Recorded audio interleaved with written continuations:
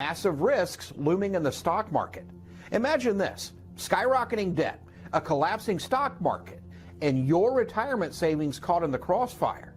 The elite are already preparing for what they see as an inevitable crash.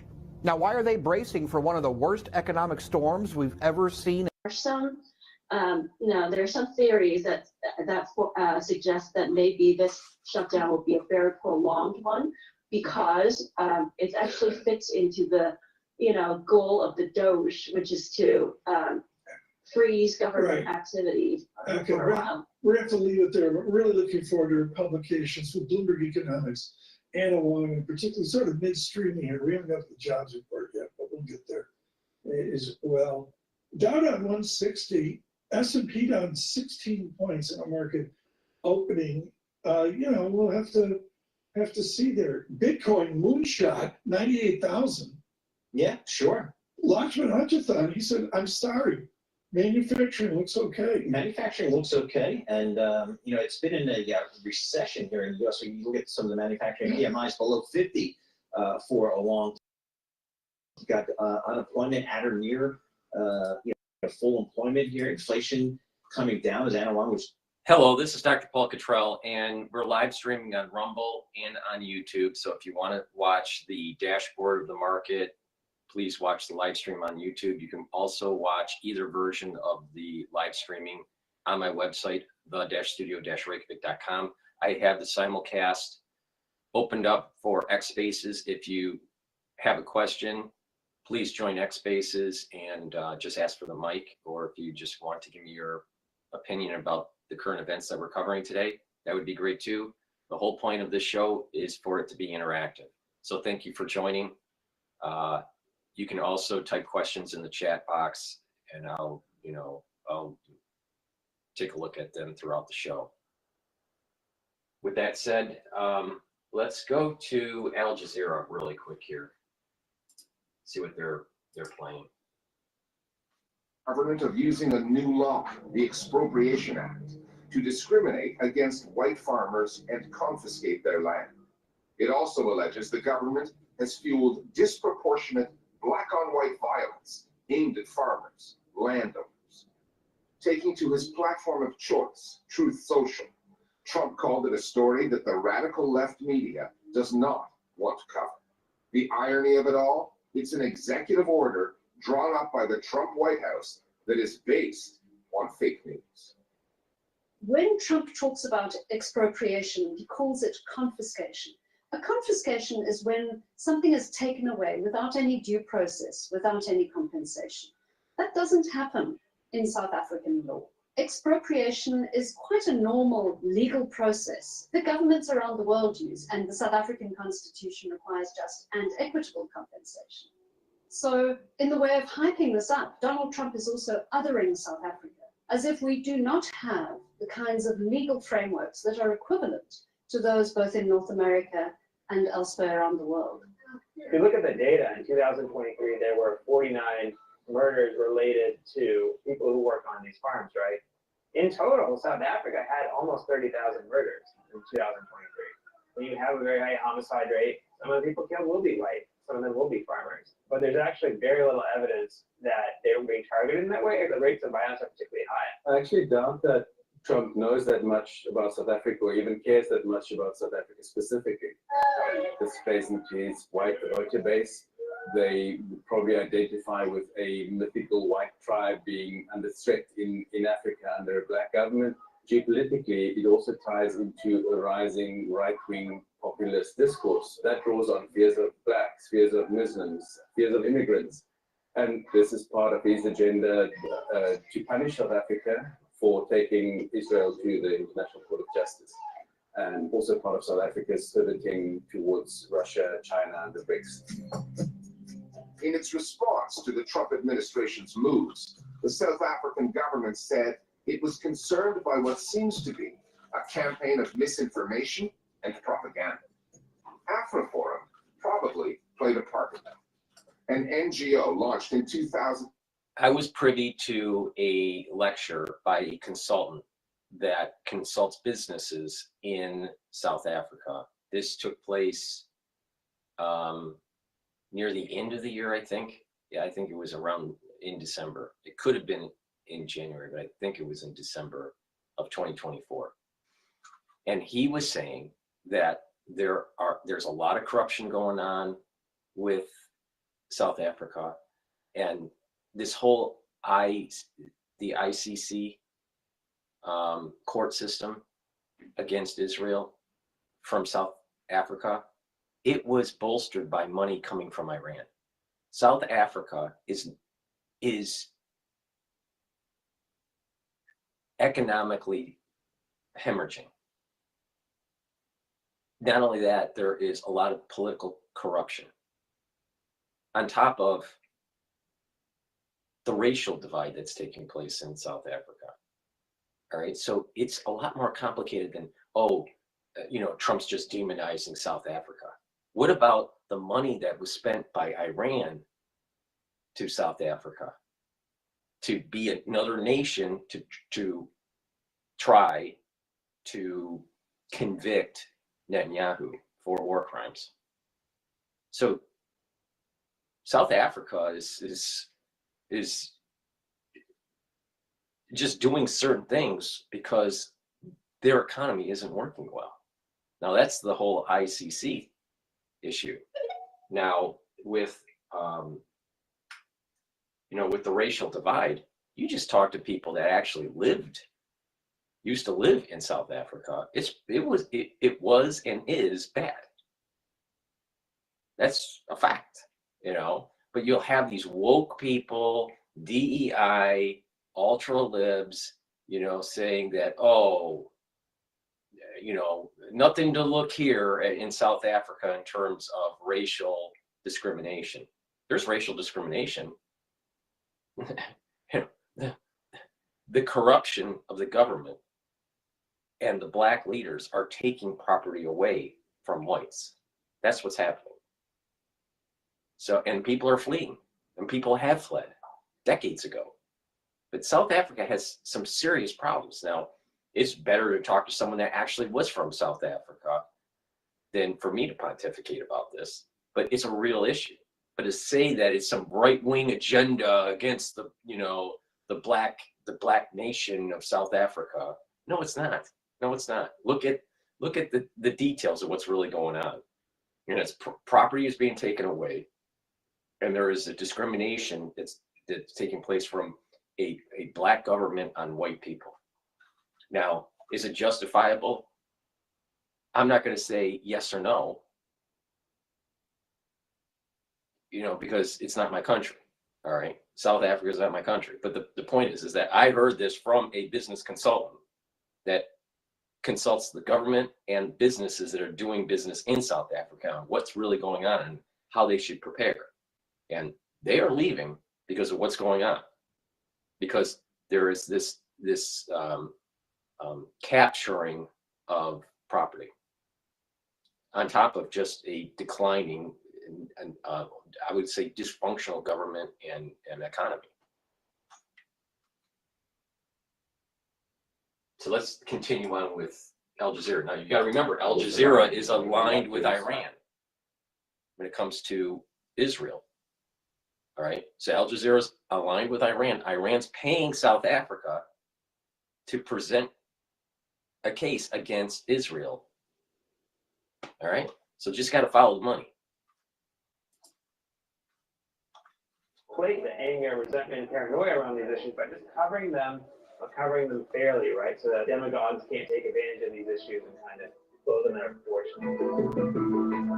Two more aspects of that executive order, one of which was included and one that was not. It cited South Africa's, quote, aggressive position against Israel at the ICJ, accusing the Netanyahu government, but not Hamas, of genocide. That's not quite fake news. It's just utterly misleading, because that court only has jurisdiction over states. It has no power to issue. I meant ICJ, not ICC.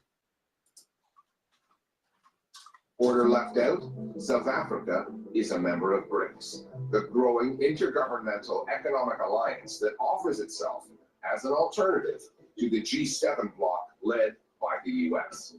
With talk of trade wars in and on the air, the Trump administration has chosen this moment to send a message to BRICS' smallest and economically weakest member state. Just looking at the traditional partners of BRICS, Brazil, Russia, India, China, from size of economy and all of that, South Africa doesn't really belong there. But the BRICS partners recognize that it was important to have Africa represented because growth can be found on the African continent. So South Africa became a strategic addition. But I think from the United States point of view, they recognize that South Africa is the smallest economy there. And South Africa is the only one that took Israel to the International Court of Justice. What is also at stake here is America's soft power. Domestically, Trump might be a short-sighted, short-term gain. But all the recent studies show that there's a rising anti-American and anti-Western sentiment, not only in South Africa, but Africa more broadly. We are, as South Africans, a resilient people, and we will not be bullied. And these moves and the demise of American soft power is likely to play in the hands of those that want to see it diminished. So I think at stake here is very high risk geopolitical gambit by Donald Trump.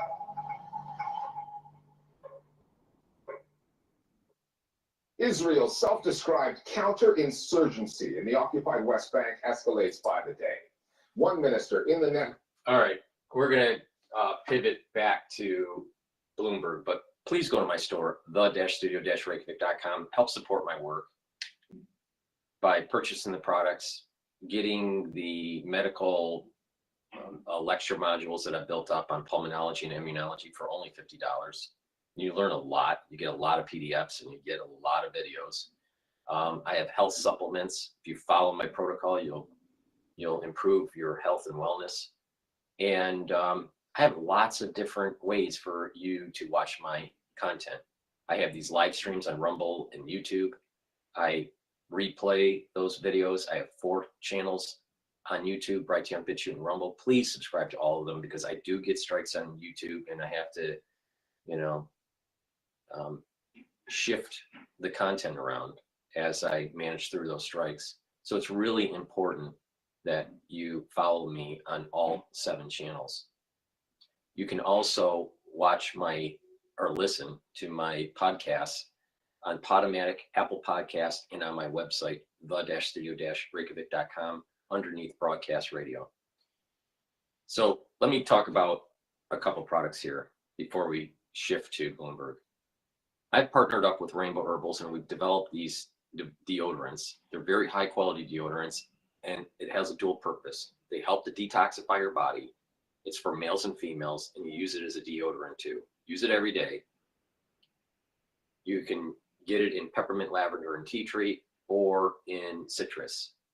This is very high quality deodorant and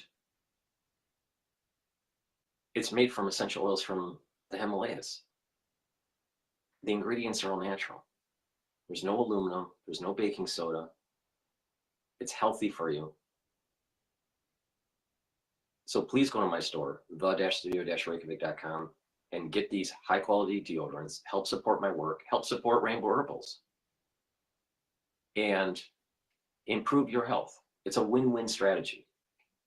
See, if you support my work, you get informed about what's going on and how to improve your health. So, and how to manage the financial markets. So please help support my work. Make sure you subscribe. Ask your social media to follow me. I really do need your help because YouTube censorship, they're bleeding the subscribers every time I post. So, and it stops bleeding when I stop posting. So, but I'm not going to stop because that's the way I was born. I only go forward. I never retreat. Please go to my store, the-studio-reykjavik.com. Use discount 5 and you get $5 off. Another great product that I have on my store that you should be taking every day is the multivitamin. This multivitamin is easy to digest. And with taking multivitamins and minerals, you're getting the cofactors that you need for enzymatic activity. Your enzymes have docking stations that help to change the conformation of the enzyme. and it needs those cofactors to get the shape correctly to be able to do its proper function in the cell. If you're not getting enough of the vitamins and minerals that you need as cofactors, your enzymatic activity is not working properly in your cell. So that's very important. So please go to my store, get this multivitamin. It's a great way to start on your health journey. And then you add other stuff to it. I'll be talking about what you add throughout this broadcast, but you should be taking a multivitamin every day. Another thing you should be taking every day is a probiotic. So please go to my store, the-studio-reykjavik.com, and get this great high quality multivitamin.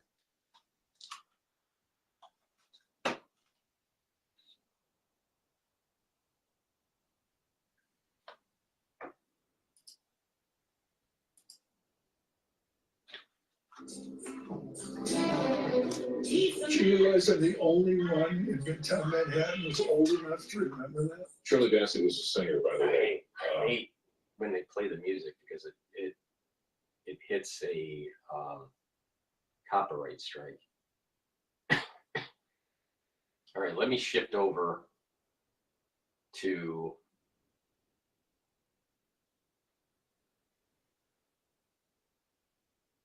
this is CBS 19 Texas about Zelensky.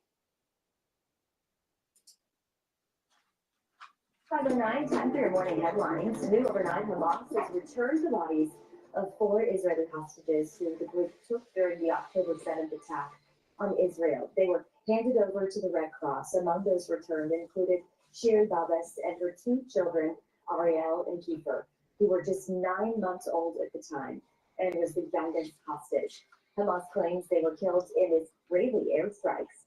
A top Hamas official says they will also free 6 living Israeli hostages on Saturday. President Trump continues to take aim at Ukrainian President Volodymyr Zelensky after accusing him of being a dictator. Speaking at an investment conference yesterday, the president accused Zelensky of mismanaging U.S. aid to Ukraine amid the country's ongoing war with Russia. The comments come after the Ukrainian president said Trump is living in a disinformation space. And with tax filing season already underway, CBS News has learned that more than 6,000 IRS workers are expected to be terminated by the end of the week. About 3,500 of them are said to be probationary hires who, quote, were not deemed as critical to tax filing season. Defense Secretary Pete Hegseth wants to cut 8% from the defense budget. And Delta Airlines says it is offering $30,000 to passengers in this week's crash at Toronto Airport. All 76 passengers and 4 crew members on board survived.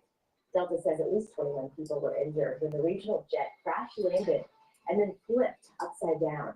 A Delta spokesperson says this gesture has no strings attached and does not affect rights. Those are how big changes are coming to downtown Tyler. We're not just talking about the. Let's switch to Cash Jordan. He's always interesting. All right, but before we do Thank that, you to Morgan and Morgan. Before we go to Cash Jordan, this is gang robs entire New York City subway train, the entire. All right, please go to my store, the-studio-reykjavik.com, and get the structural nano silver soaps that I have. I have 4 different varieties. I have 2 that have the new packaging, lavender and peppermint. Both are structural nano silver, high quality soaps. Get a couple bars for your household and help support my work. Make sure you use discount 5 and you get $5 off any order. I also have it in lemongrass and in charcoal tea tree in the older labeling. So for packaging, please go to my store, the-studio-reykjavik.com. Get these great high quality soaps. They don't have the crazy chemicals in it that you would get from the other stores. It's high quality. You're supporting my work and you're supporting your health. It's something that I use every day too. So please go to my store, the-studio-reykjavik.com, and get structural nano silver soaps. So the market did open up. The S&P 500 is at 6,106. The VIX index is at 15.87. The Euro USD is trading at 1.04. Oil is trading at $72.57 a barrel. Bitcoin ETF long is trading at 22.54. And the USD Japanese yen is trading at 149.83. Now remember what I said. As the yen relative to the USD starts to strengthen, that's a system stress indicator in the international markets. Now, we don't have a confirming signal with the VIX. When you have the VIX going really high and the yen strengthening, that's really bad for equities.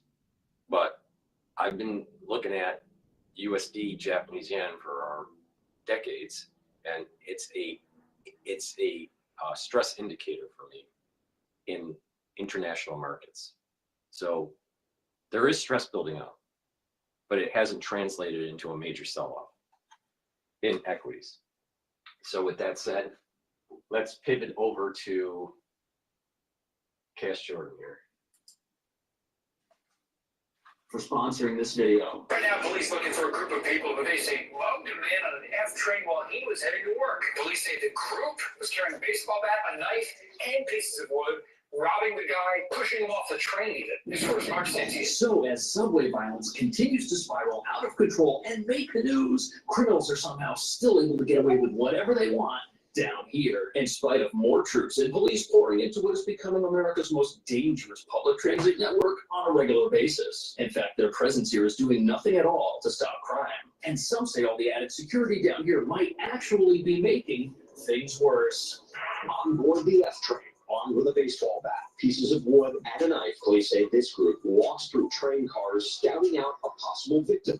Another layer of protection underground. Governor Hochul says an additional 750 officers will be stationed on platforms and 300 more will be added to overnight trains from 9 p.m. to 5 a.m. for the next 6 months. I think it's definitely a little bit more unsafe at night. It's definitely reassuring. I think it's a good idea with all the things going on. Having, an extra set of eyes and hands to grab someone if they're acting up.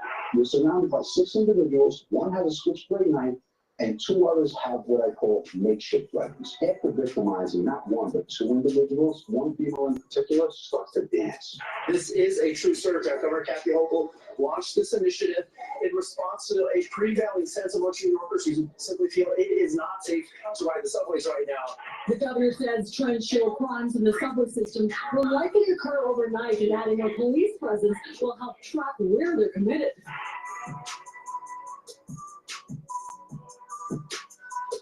So here we have a gang of teenagers who didn't even bother wearing masks when robbing people while armed. But what nobody in charge of subway safety wants to admit is that these guys, they don't have to wear masks because we don't have any laws that can actually stop them. Which is why it's no surprise that assaults and robberies are spiraling out of control down here, because in many cases, these crimes are no longer crimes at all and have been decriminalized, making them misdemeanors with light to no consequences, revealing that our legal system is an absolute joke to criminals who get unlimited practice exploiting it. Plus, in the case of minors, they can't be sent to jail in most cases, even when they do something so bad it would land an adult in the slammer for years. But it's not just the subway where we see out-of-control crime. It's happening above ground, too, with gangs, some made up of teenagers, going on robbery sprees in places like Central Park and Times Square. And there's now so much lawlessness in our collapsing city that police are powerless to stop it, especially when arresting a criminal just gives them practice interacting with police to better prepare them to evade New York's finest the next time they offend. Which brings us to the real reason why all of the police and National Guard members down here can't do a thing to solve our crime problems. In fact,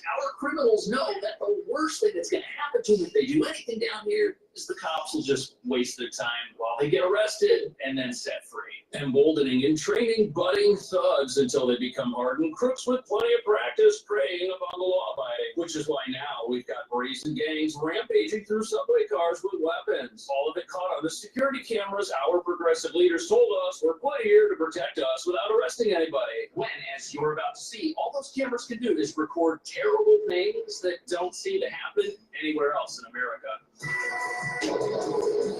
So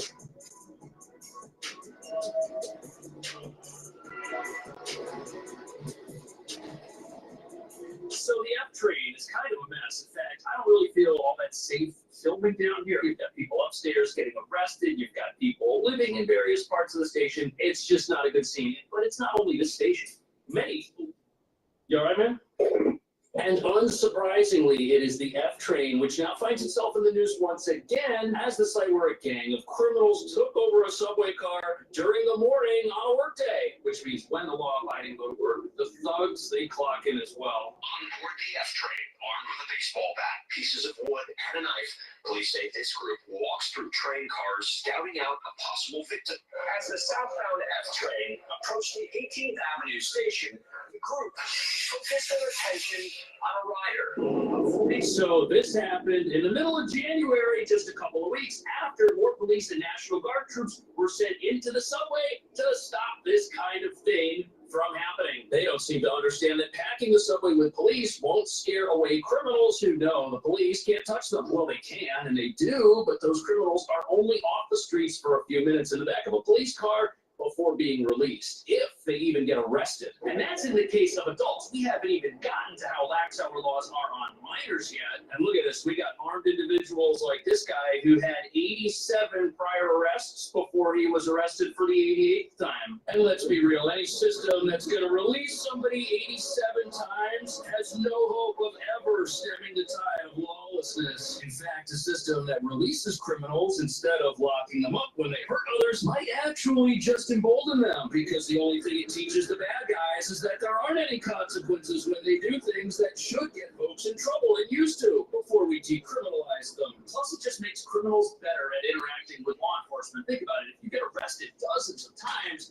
you're going to know how the police take people down. You're going to know the limits of what power they do and do not have. And you're going to get better at evading them and not getting arrested, which will just help you be a better criminal, making this place the equivalent of an Ivy League university for those who wish to be criminals forever. But as awful as that might sound, we're only talking about adults. In the case of minors, things are even more lenient. And as you're about to see, New York City's rules make folks like that virtually invincible when it comes to law enforcement. They're surrounded by 6 individuals. One has a switchblade knife, and 2 others have what I call makeshift weapons. After victimizing not 1 but 2 individuals, 1 female in particular starts to dance, almost in a celebratory manner. Yeah, that was an end zone touchdown celebration right there. These criminals, they don't fear anything. But what's crazy is that New York City actually got a warning that this type of crime was about to go through the roof last summer, and none of our leaders were paying attention, apparently. And we got that warning after a baby-faced gang was committing a whole bunch of crimes in Times Square and getting away with it. Apparently, the gang is made up of mostly teenagers. They're in this Trente Aragua group,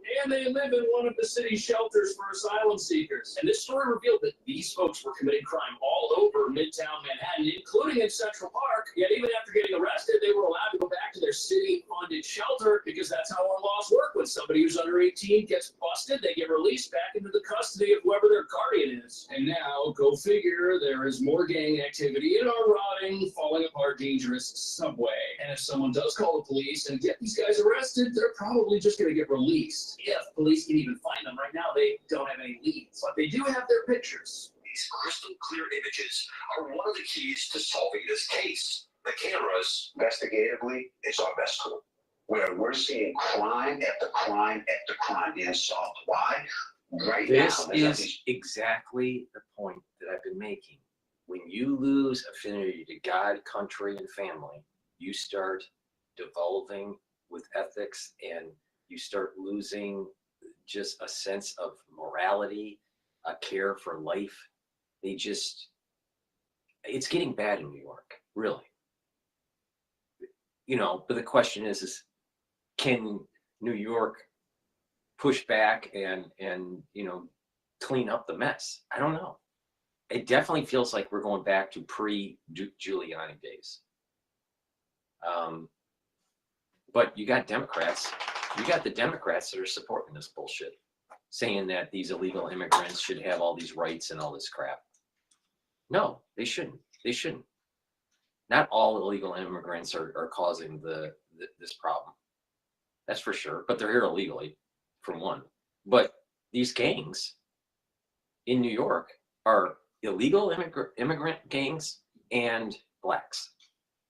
All right, that's what's happening in New York. That's a fact. And because the DA is soft on crime and they're all woke and they're pushing, you know, this Democrat agenda to demonize Daniel Penny type citizens, trying to make the subway system safe, but they'll let off the real criminals, these gang members and these, you know, people that are literally, you know, threatening the lives of individuals on the train. I mean, literally threatening the lives of individuals on the train. That's not hyperbole. That's really what's going on every day in New York. Every day. And you only hear what's being published, you know, on the news. There's lots that are not being published on the news that's happening. It's not 1 or 2 incidents a day. It's 5, 10, 15 incidences a day. One camera in every train car, in every train in the city. The MTA. So police have their faces, which must mean that some of the $5.8 billion in funding the NYPD gets is now being spent on AI programs, combing through high school yearbooks to try and figure out who they are. Yet nobody in law enforcement or in city leadership can reassure riders that this sort of thing will not happen again, especially since no arrests have been made. And even if people do get arrested, what hope does our city have of getting them off the streets? This gang affiliated with Tren de Aragua, police know they've got weapons and they know that they live in our shelters, yet nothing can be done to stop them. They're invincible, and that invincibility surely isn't going to help riders feel safe. In the subway system, our leaders are doing everything they can to convince us to use on a regular basis. And what you have in the subways today is a system that is full of rampant disorder and unstoppable crime. And see if you can pick out the... And it's also really rampant around Bryant Park. The Bryant Park subway station, there's a lot of this happening.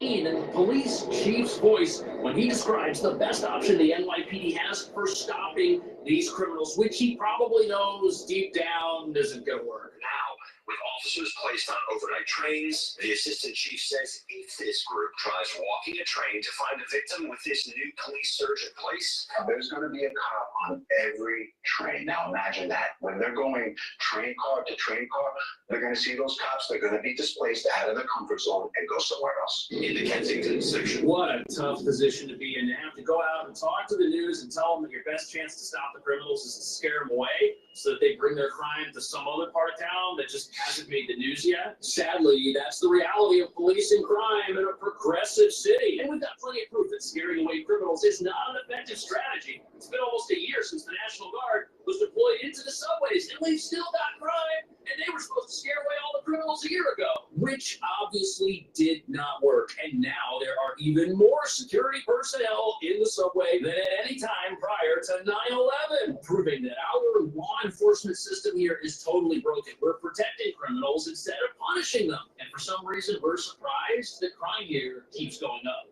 Most people don't know this, but when you're seriously hurt, that injury could be worth millions of dollars. And when you're in an accident, it's important that you know how to protect your rights, which is why you need to know about today's video sponsor, Morgan. And all right, so Cash Jordan is now starting to advertise on his show because he's reached a certain level of subscribers.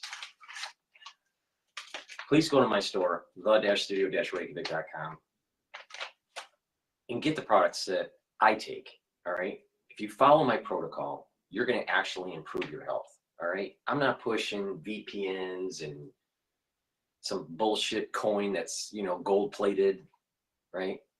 I'm telling you how to improve your health based on decades of experience that I have on the subject matter, all right? I started on a journey when I was 16 years old to make sure that I was as healthy as I could be. It all started when I was at Borders. I looked at a book, and it was about how to slow down the aging process.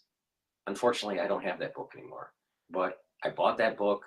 I read it, and I started, following this protocol, all right, of taking lots of different vitamins and antioxidants. It was really focused on antioxidants and exercise. And then later in my 20s and 30s, I did triathlons, all right? I did a lot of triathlons. And I did a lot of working out, all right? Now, so over the decades, since I was 16, I've been improving on my supplementation and how I kind of tweaked it for my body. Now, why did I do this? Deaths on my mother's side of the family were common because of heart disease. It runs in the family. It's a combination of genetics and lifestyle. So I didn't want to be a victim of it, all right? I saw my uncles die early because of heart disease. And my mother had multiple heart attacks at the time. And I just, I wanted to be healthy. Now, fast forward to 2010, my younger brother, died from heart disease because of the disposition, the genetic predisposition of it, and lifestyle. So I'm telling you from experience on how to improve your health, all right? You're not going to get this from a celebrity doc like Dr. Drew or Dr. Wizard of Oz or whoever. I'm the most comprehensive on this subject matter, all right? But you got to listen to me because the protocol works. And these are the things that I take every day. Now, I know that not everybody can take everything I take because they can't afford it. I get that. That's why I've created all these different anti-aging boxes and longevity boxes, and I tell you how to stack. I give you discounts to get the great products that I offer that I take personally to improve your health. All right. Now, it's obvious it works because you've been watching me for more than 5 years. All right. I'm not aging. Now, you compare it to some of these celebrity docs. Look at Dr. Drew 5 years ago. Look at Wizard of Oz 5 years ago. Look at some of these other celebrity docs 5 years ago and compare them today. They're aging. All right. So please go to my store, the-studio-reykjavik.com, and follow my advice on how to stack.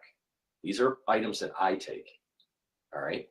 It starts with a 4-pillar core protocol, all right?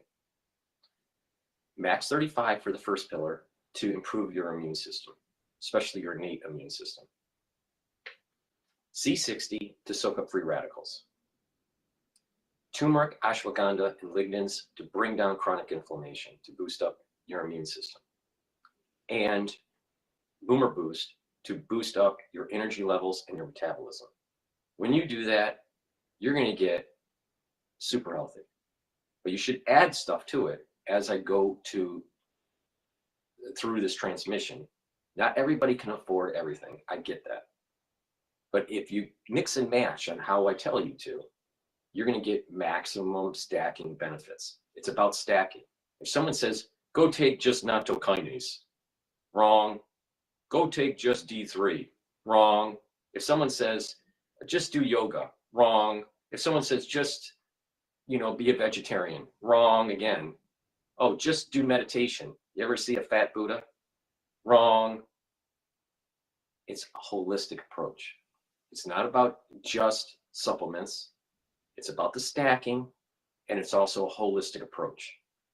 All right? If you do this, you're going to reduce your chances of most of the chronic diseases in the United States. Most of the chronic diseases in the United States is because of lifestyle. Most of the chronic diseases is because of what we were exposed to.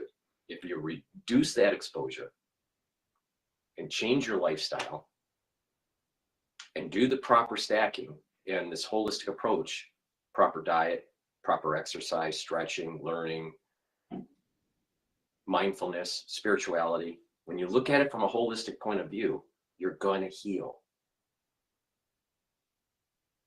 This works. It's way better to do this and invest in your body now than to have to pay pharmacopoeia when you have high cholesterol and you got to take a statin, or you have problems with your heart and you got to take a beta blocker, or you're having problems with anxiety and you have to take SSRIs. You really want to go down that road? Because I don't recommend it.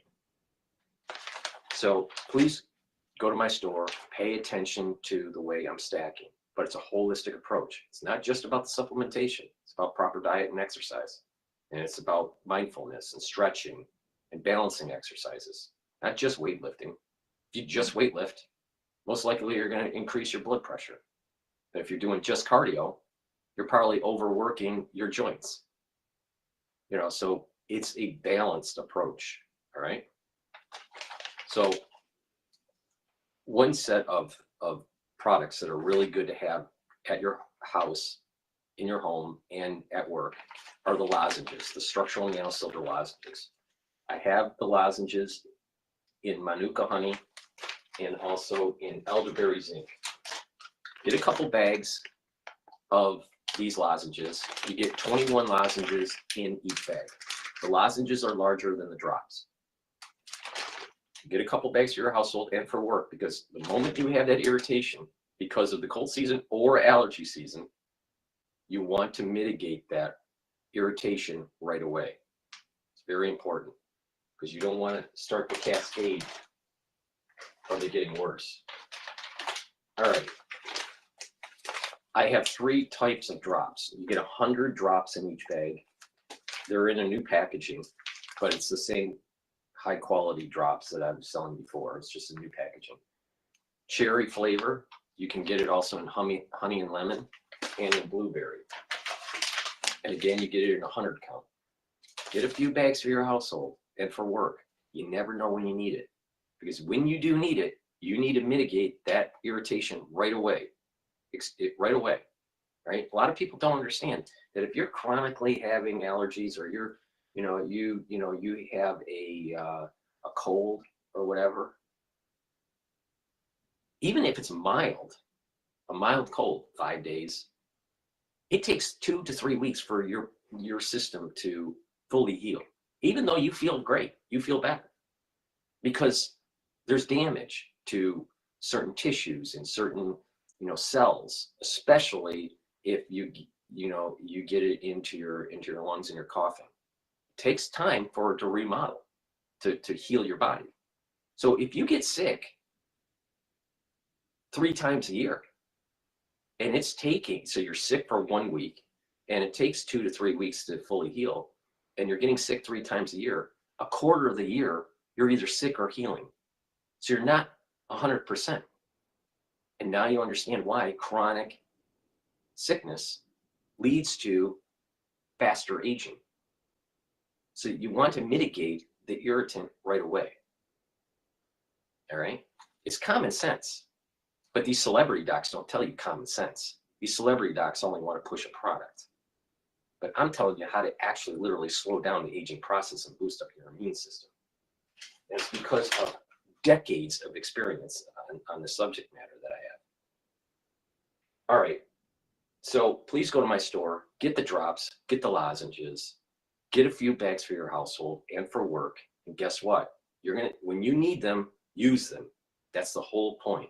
But they also taste great too. And because it has the structural nanosilver, it's also going to help with your oral hygiene. All right, let's continue on with Cash Jordan. America's largest personal injury law firm, who the past few months has seen verdicts of $12 million law firm because they win a lot. Plus, it's completely free to work with them and see if you've got a case. It just takes minutes. Online. Step 2, Morgan & Morgan's experts and fight to get you the best results possible. You work with them, and they only get paid if you win. I just wish Cash Jordan didn't go down this road. So the last thing you want to do to try and stop criminal behavior is to protect it, which only encourages it. You'd think that New York City would have figured this out by now, but for some reason, our leaders haven't. Maybe they don't take the subway. Maybe they're perfectly okay with allowing a mental health crisis to permanently exist down here. Or maybe they don't think that any of this is an actual problem that would lead people to think and feel like the subway is unsafe. And think about it, if you're going to allow people to just suffer in silence in the subway when they need mental health treatment, people are going to think that nobody cares about what happens down here. And that's what the criminals think. They can tell nobody's watching out for what goes on down here, even with all the cameras that are supposed to keep people safe. In a random attack in Lower Manhattan, the NYPD released this surveillance video of the person for whom they are looking.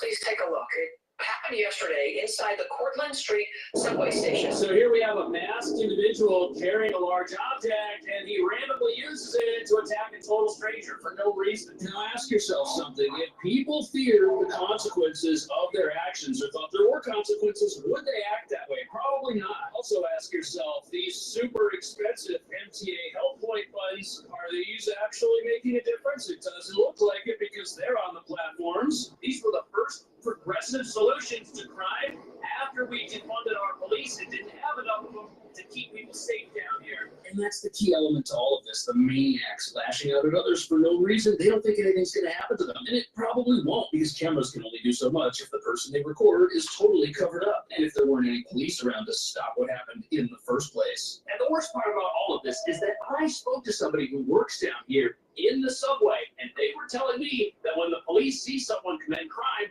if that crime is brought to their attention, most of the time they say, hey, it's not worth pursuing because we know we're going to arrest that person, we're going to spend hours filling out reports, and we're still going to be filling out the reports after this person is released back out onto the streets. And a few minutes earlier, when the police wrote that one guy a fare evasion ticket, that was written in a station that has multiple people living in it, not getting any help from the city, revealing that the limited number of police we have and resources that we have aren't going far enough to make this place any safer or to help those who need it. But the city's actually got a new $77 million plan to put more police down here to try and scare away the criminals once and for all.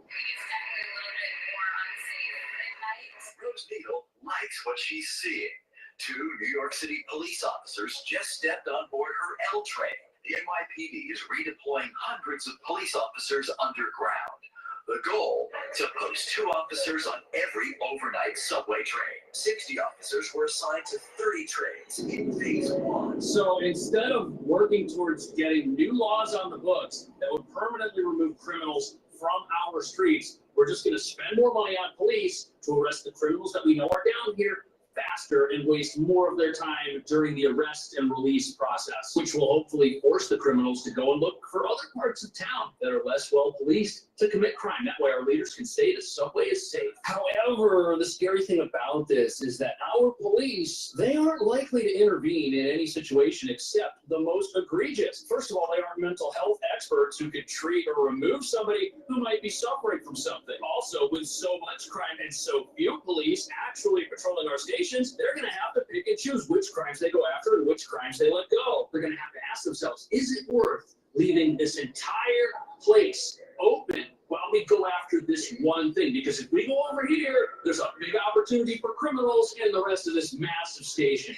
You know, in just a matter of 4 hours, the NYPD is going to send more platoons of officers down into the transit system. It is an unprecedented deployment. I mean, think about it. All right, that's ABC 7 New York. All right, and they're using terms like platoon of officers. I mean, it's like a war, you know, a war zone in New York City. Now, just to remind the audience, we're live streaming on Rumble, live streaming on YouTube. YouTube has the dashboard of the live market. And I have simulcast of X Spaces. If you have a question, please join X Spaces and just request the mic. Or if you want to just give me your opinion about the news that's going on lately, that's fine too. It's an interactive show, so please join X Spaces if you have a question. But be careful because of the censorship on YouTube. You got to be careful in the way you phrase certain things. gangs, the criminals, the folks that are robbing others down here. It's important to remember that these are not just subway criminals. These are criminals who will go after whatever opportunity presents itself, whether it's down here or up on the streets. In fact, they're just pursuing the path of least resistance, something the police chief says presents itself 78% of the time on subway cars. Yet for the last year, our troops and police were all lined up at the train entrances, checking bags for contraband. They weren't riding the trains or patrolling the platforms. It was all for show, apparently. And now they are patrolling our stations. They are riding our trains. They're moving about. They're not just planted in one place, which riders say does make them feel better. And recent violence underground has apparently decreased since police started riding the trains. But there could be another reason for that, and that could be that the federal government is here going on massive immigration raids looking for criminals. Now, of course, not all of the criminals in the subway might be here on an immigration violation subject to deportation, but there could be a connection between the arrival of a new massive law enforcement presence that has the power not only to arrest criminals, but also to finally bring consequences into the equation for bad behavior. And now criminals are on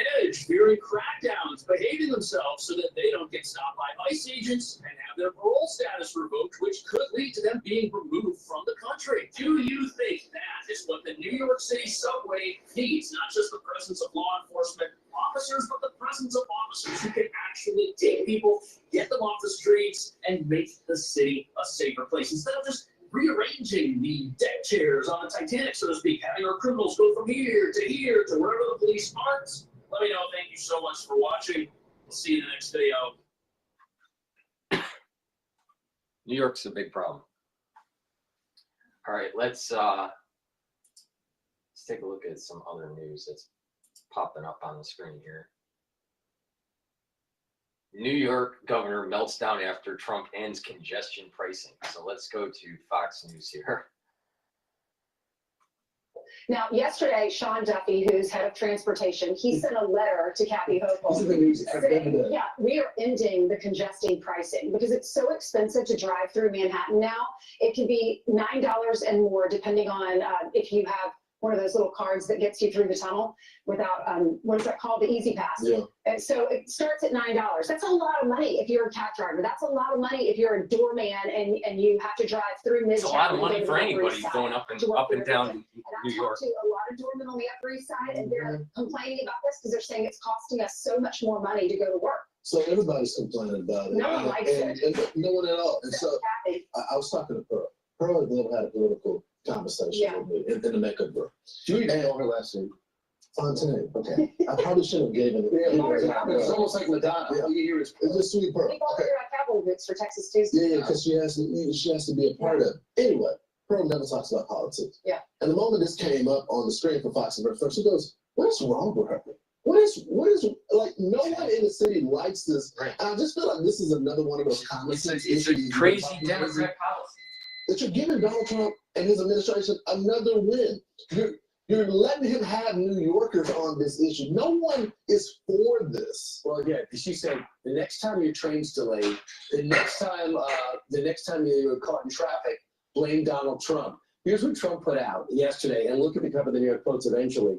Congestion pricing is dead. Manhattan and all of New York is saved. Long live the reason why New York is doing this is for two reasons. One, for it to become institutionalized so they can keep on raising the rates, and to fill a hole in their budget because they were making a lot. They already had a problem with their budget. Then COVID came and it helped their budget because they got COVID money, and then COVID money left, and then the city started having problems again and never really fixed the issue. Sounds familiar? The federal government is having this kind of problem too. Guess what?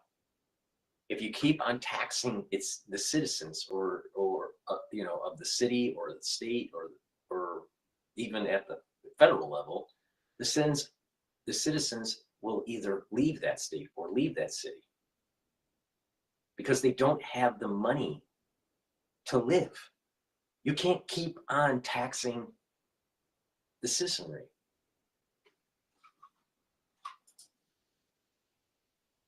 Picture of Time magazine. And you know what loves it? Governor of New Jersey. Emergency bill. He said, I've been trying to say, right. He's like, thanking Donald Trump Well, listen to Governor Hochul, who symbolically walked through the subway dial. Just terrible. Yeah.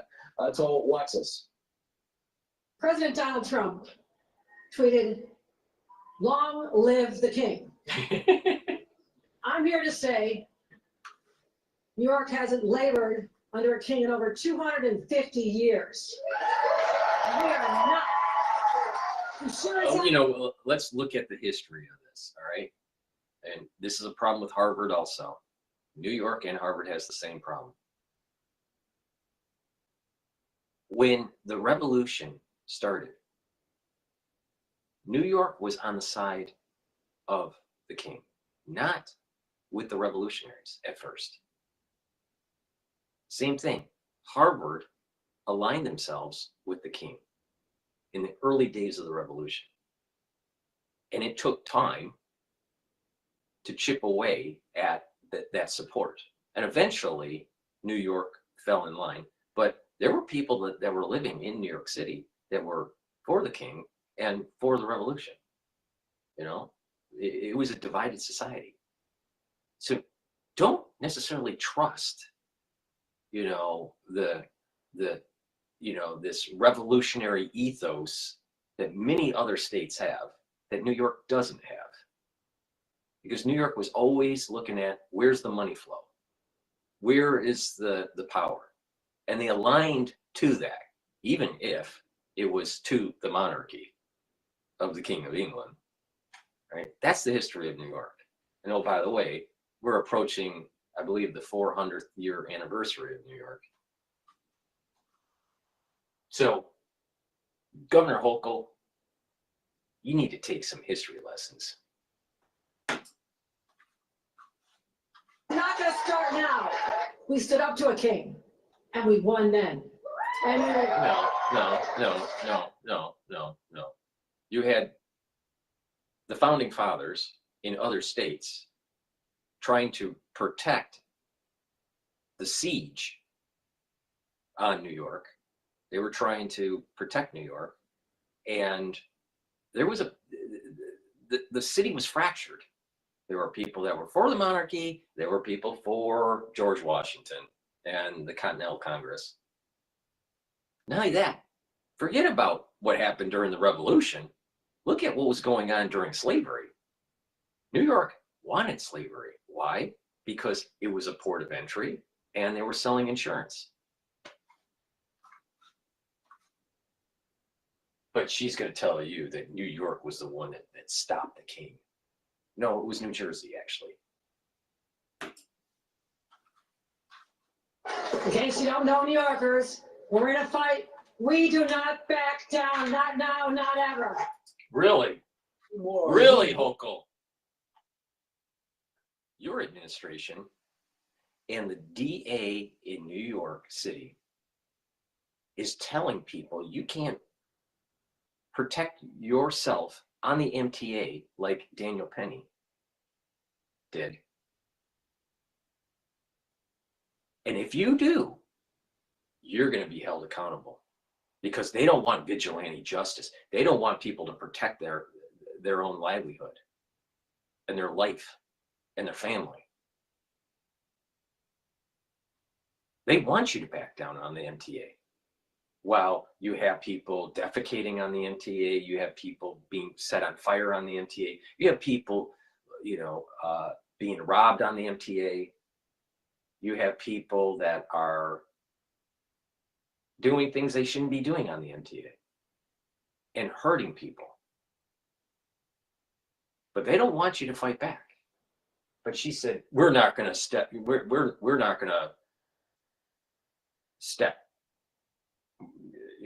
away from this, fighting Trump. See, why don't we put the same energy that Hochul is saying into actually making the MTA safer? But she doesn't. Oh, we'll just dispatch, some National Guard. Doesn't do anything. Oh, we'll put more police officers down in the, in the caverns of New York. That's not helping either. But we're going to fight Trump. because we fought a king 250 years ago. Well, you were late to the party. You did fight the king, but you were late to the party. Like you were late to the party with the Civil War.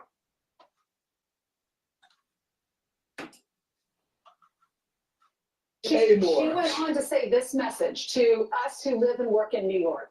I don't care if you love congestion pricing or hate it. This is an attack on our sovereign independence from Washington. Well, you don't care if we hate it? You're our governor. Wait a minute. The congestion pricing is preventing people from coming in from other states to actually work. That's inhibiting interstate commerce. That's illegal.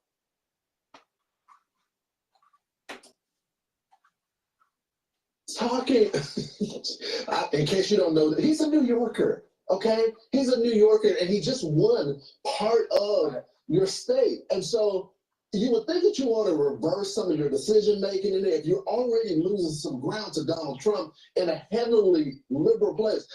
I told y'all, I'm seeing people with MAGA hats in my gym. That never happened before. He's fighting for New York now. It's insane. One person. You know what's happening? What's happening in society is that the MAGA movement is uncloaking. I think there was a big MAGA movement in 2020.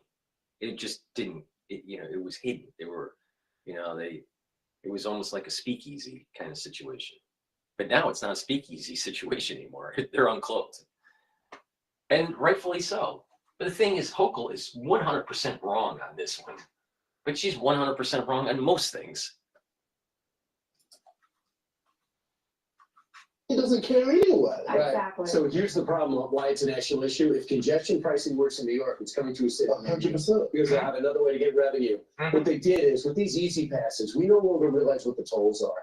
I go get hit by $9 to get into a tunnel. And I'll go across the city, another $9. Then if I have to park, because I drove, I'm paying $70 for the day, right? So all of a sudden, why am I going to the city? And the people of New Jersey, you know what she said? Well, you have a choice. You don't have to work here. You idiot. You want people to work here.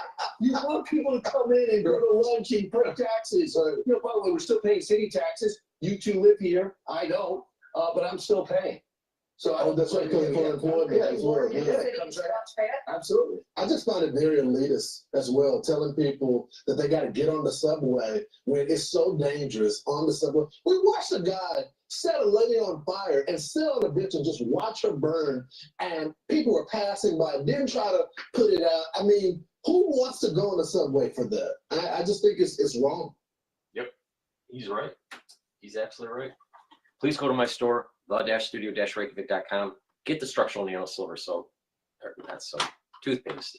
It's been a long day, and I just started. It's only been 1 hour.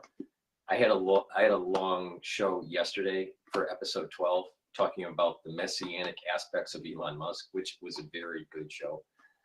But let me repeat this. Please go to my store, the-studio-reykjavik.com, and get the structural nano silver toothpaste. This has no fluoride in it. It will whiten your teeth, freshen your breath, help with your gum line health, reduce inflammation at your gum line. And with good oral hygiene, you're going to reduce cardiovascular disease and valvular disease.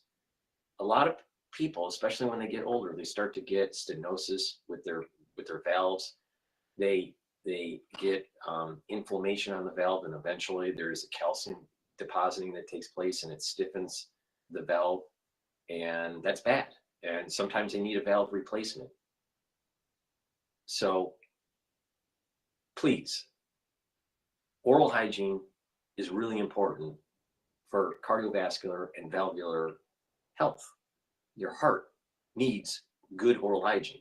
Now, a lot of people don't know that, all right? But if you have bacteria that gets in your bloodstream because of a bad gum line and irritation and bleeding gums, if you have bleeding gums and you get that bacteria, or you get little pieces of plaque coming in, you may get an occlusion. You get irritation in your vascular system. Irritation is the starting cascade for building plaque. So you don't want that. You don't want occlusions. You don't want plaque buildup, and you don't want to irritate and cause inflammation on your valves, because you're going to get a stenosis or a weakening of the valve, and you may have some sort of regurgitation or some sort of prolapse that takes place. You don't want that. And those are major problems when you get older. So please go to my store, the-studio-reykjavik.com, get this structural nano silver toothpaste. And by the way, also get the structural nano silver soaps that I talked about earlier.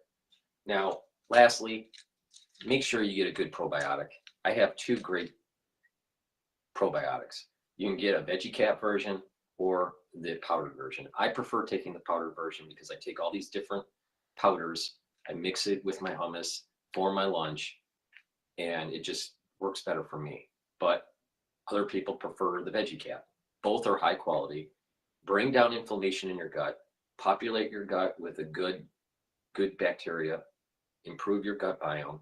That will also improve your immune system and reduce the chances of leaky gut syndrome. When you're improving your immune system in your gut, you're also reducing the chances of having mutations in the crypt. And if someone gets a mutation in the crypt, that's usually the starting cascade for a polyp to form. So it's also very important that you get colon screenings, all right? A colonoscopy every 5 years, starting at age 40. So unless you have family history, and then you have to start even earlier. But please do the screenings. My aunt died from colon cancer, metastasized colon cancer, because she was too embarrassed to actually continue on doing colonoscopies. And she died a horrible death. You ever see someone dying from metastasized cancer? It's not pretty, trust me. So please go to my store, the-studio-reykjavik.com, get the probiotics, have a good gut biome. You're going to improve your metabolism. You're going to improve your absorption of your nutrients. You're going to improve the health of your liver, because there's a communication between your gut and your liver. And your liver is a major detox organ. So if your liver is unhealthy, do you think you're really detoxifying your body? Probably not. All right. And then obviously the gut and the brain. You'll sleep better. You'll also have more focus, mental acuity, and you're reducing the chances of early onset of dementia. There's research that's coming out that certain bacteria and certain inflammation and chronic bacteria, chronic gut biome issues could lead to early onset of dementia and Alzheimer's. Now, further research has to be conducted, but that's what is being learned right now. Doesn't it behoove you to get a good probiotic, go to my store, use discount 5 on any order, you get $5 off. Please get the probiotic, improve your health. You'll see improvements in your skin, your hair, and your nails also. A lot of people don't realize that you can see the manifestation of a problem in your gut by looking at other external features on the body. So please go to my store, the-studio-reykjavik.com. The link is in the description of this video and all my videos. Please help support my work. I want you to get healthy. And by the way, make sure you get cancer screenings. It's very important. The best way for solving your cancer, if you have cancer, is to catch it early. That is the most effective approach. You got to catch it early. All right.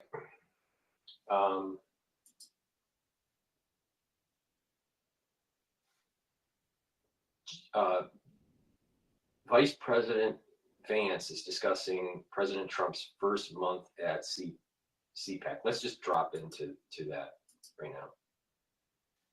Have shared values. Let's defend democracy. Let's have free expression, not just in the United States, but all over the Western world. That is the path to strong alliances in Europe.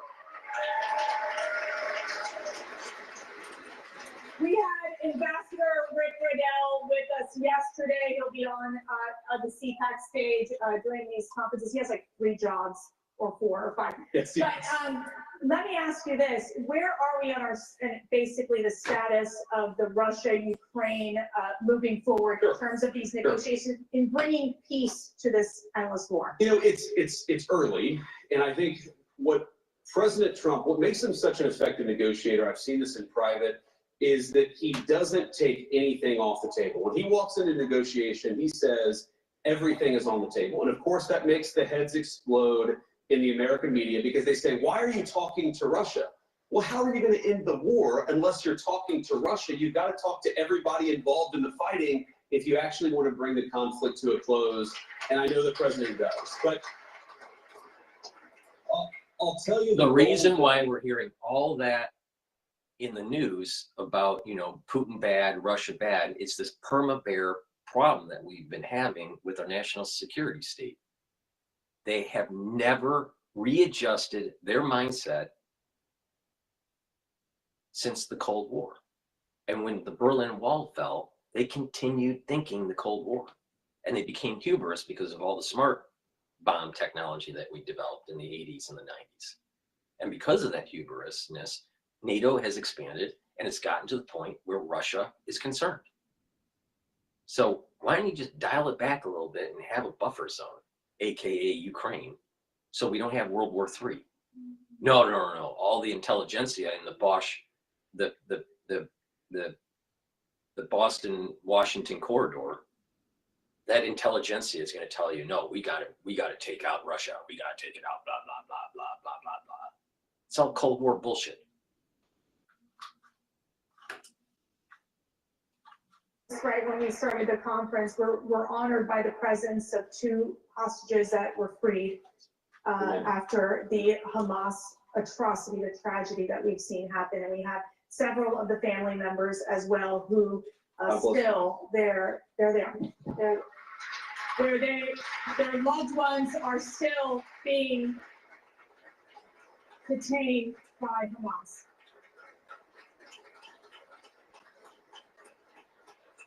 What is your message to these hostage families, these survivors? Our message is that President Trump loves you. He hasn't forgotten your loved ones, and he's going to fight every single day to bring them home. That is exactly what he's been doing, and that's what he'll keep on doing.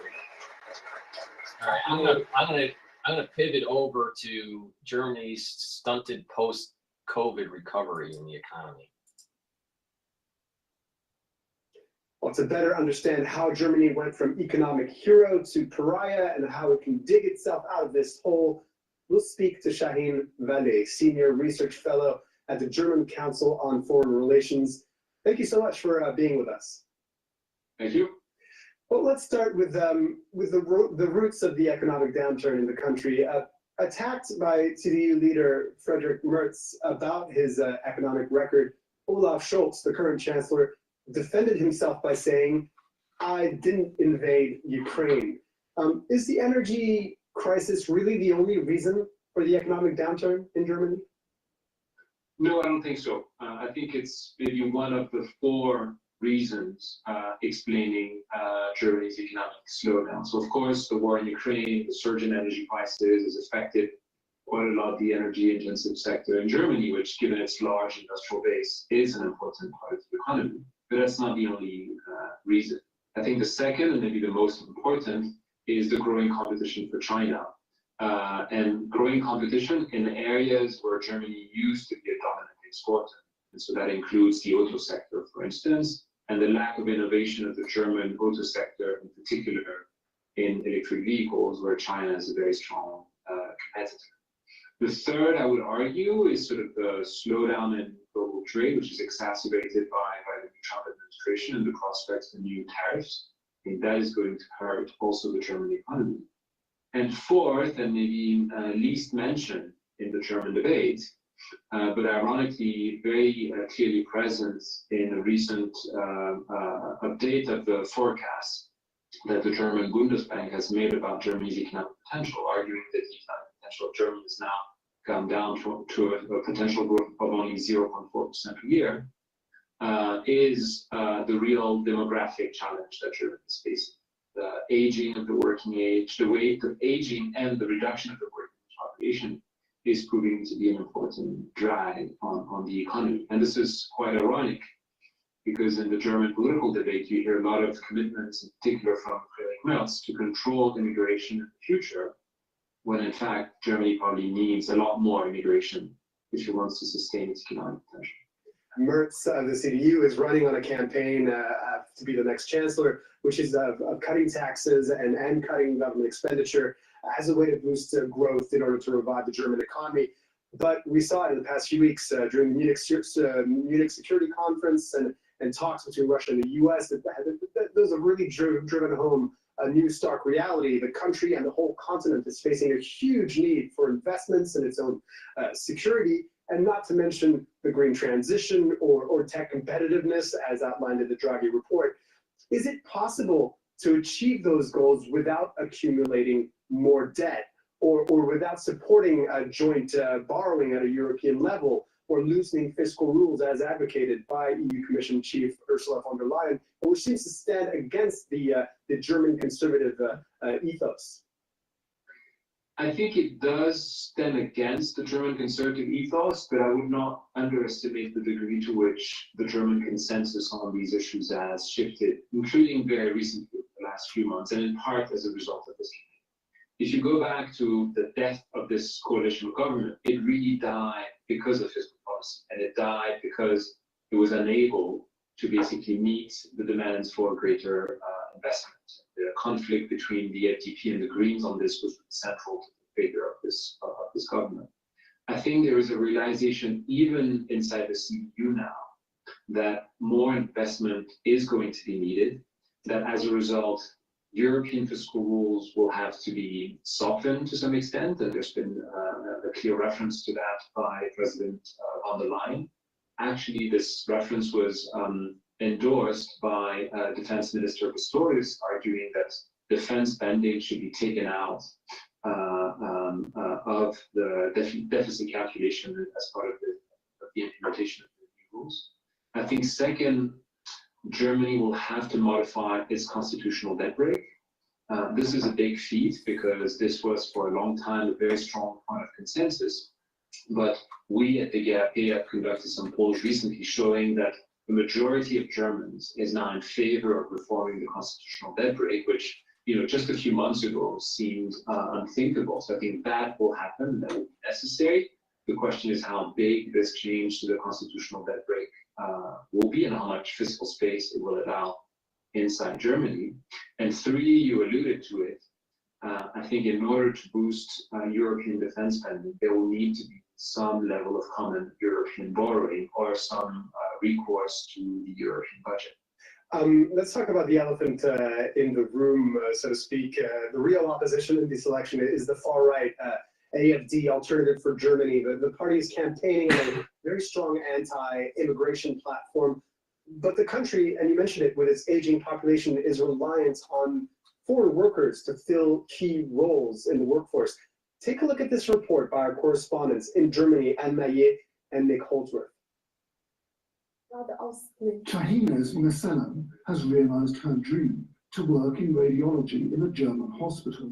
To obtain her visa, she took language courses in Algeria and had her qualifications recognized. The whole team at Stuttgart's biggest hospital is working hard to help her integrate. The team was simply brilliant. They've been with me from the start and have listened to me very carefully. It's important for us as foreigners to be able to ask lots of questions when we arrive. Nearly a quarter of the hospital's 9,000 employees are of foreign origin, a skilled workforce that is essential for providing care. Managers are worried about an anti-migrant climate spreading across the country. My fear is that people will no longer feel welcome. And as they are highly qualified professionals with lots of opportunities, they will end up leaving the country. We need to integrate them well and preserve our welcome and culture. But with the far-right party campaigning for a total halt to immigration and other parties promising to step up deportations, employers are worried. With its population in decline, Germany has to integrate nearly 300,000 foreign workers every year. From industry to hospitality, all sectors are affected.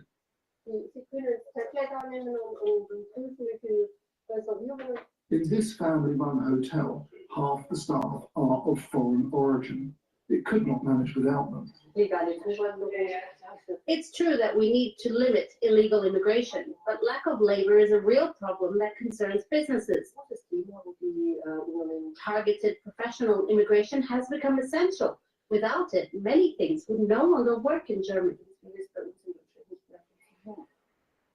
Many employers' federations have spoken out against the far right during the election campaign, dropping their traditional silence on the matter. So, Shaheen, this report really underlines the importance of foreign workers to the German economy, as well as the labor shortage the country is facing. Yet, the AfD wants to make it significantly more complicated to immigrate. How exactly do they hope to address this issue of the labor shortage? Well, I don't think AfD has a real plan to address it. And I'm not too worried about what AfD thinks about it, because I don't think AfD will be in power, at least not in this election cycle. What I find more concerning is that the AfD policies and views around immigration have sort of contaminated the rest of the political spectrum, and that even candidate Chancellor Merz during the campaign has somewhat moved towards the AfD when it comes to immigration. You may remember that 3 weeks ago, he has passed a resolution in the Bundestag with AfD votes committing to address the immigration challenges. So I think that language is concerning, not so much from the AfD, but it's concerning when it's coming from the mainstream parties that also seem to be compelled to consider immigration as something that needs to be limited rather than increased. One final question here, and this is perhaps getting at the crux of the issue. The economic downturn is what has brought many voters to turn to the far right, to turn to the AfD. So the stakes are extremely high for the next government to try and reverse that tide. They have to deliver better outcomes for German households, who, according to Bloomberg Economics as well, are 2,500 euros worse off per year than they could have been if the economy had gone in a different trajectory after the pandemic. Do you see that happening with the CDU coalition leading the country as expected? I think it's going to be very difficult. The international economic environment is extremely challenging for Germany. So I think this new chancellor and this new government, this new coalition will have a very difficult task. There's really also urgency, given what is happening in the United States and the looming reciprocal tariffs that the Trump administration wants to introduce. The idea and the notion of reciprocal tariffs could escalate tariffs on a broader range of manufacturing and industrial goods coming from Germany and have a very significant impact on the German economy. So I think there's real urgency for this new German government to act, both for Germany's sake, but also for Europe's sake, going back to the issues you've mentioned about common borrowing and defense that require a common European position. Shaheen Vallée, you are a senior research fellow at the German Council on Foreign Relations. Thank you very much for sharing your insights with us. My pleasure. That's all for this week. All right, that was interesting. Please go to my store, the-studio-reykjavik.com, and get the vitamin C and magnesium. This will help to boost up your immune system, but it also helps with the health of your skin, especially if you take collagen. Make sure you drink it with filtered water. The more filtered water you drink, about 32 to 64 ounces is a good zone there to help with the cross-linking between collagen and vitamin C if you want to improve your dermal layer. Magnesium and zinc is another supplement you should be taking every day to boost up your immune system. If you're not feeling well, take one in the morning, take one in the evening, drink it with filtered water. But if you're feeling okay, then guess what? Go to 1 dose a day, and that will help to boost up your immune system. Please take these together. This is a good stack. Vitamin C with the magnesium and the magnesium and zinc. So please go to my store, the-studio-reykjavik.com. All right, let's go back to Bloomberg. I think they're talking about the congestion pricing here. And the delays, the cameras are on. Are they still recording everybody? Is it still like functional? Yep, the cameras are on. They're still issuing tolls. That will continue until we are told otherwise by a court. And we'll continue to receive all the benefits. And the program has been getting more and more popular over time, as every program in the world that is put in place does. And I think New Yorkers are continuing to see the benefits of this. All right, Sarah Lynn, thank you so much. We appreciate it. There is no way. It just started. How in the hell are you going to see the benefits of it? Yeah, you see less congestion on the street, but the people that are coming in are paying more. I mean, this congestion pricing thing is crazy. And if it takes hold, it's coming to a theater near you. You want to go to, if you have to go to the grocery store, if you're in suburbia and your city decides, you know what, we want to tax you more, so we're going to have a toll, and we're going to have a camera toll station right before you enter the parking lot of your grocery store. That's where this is going. On the street. Right, and right outside the Bloomingdale's, across the street from the Bloomberg headquarters of Bloomingdale's, that's where the cameras are, and they're right over Lexington Avenue, and they've been there for almost a year, so we'll stay on top of that. All right, folks, for our listeners in the U.S., a reminder, you can listen to us. You know what we need? We need blade runners, just like they have in the UK, to chop those things down. But no, Americans are wussies. All right. I want to take a look at, let's see, some other news that's breaking. Kash Patel, I believe, is going to be going through his confirmation vote today.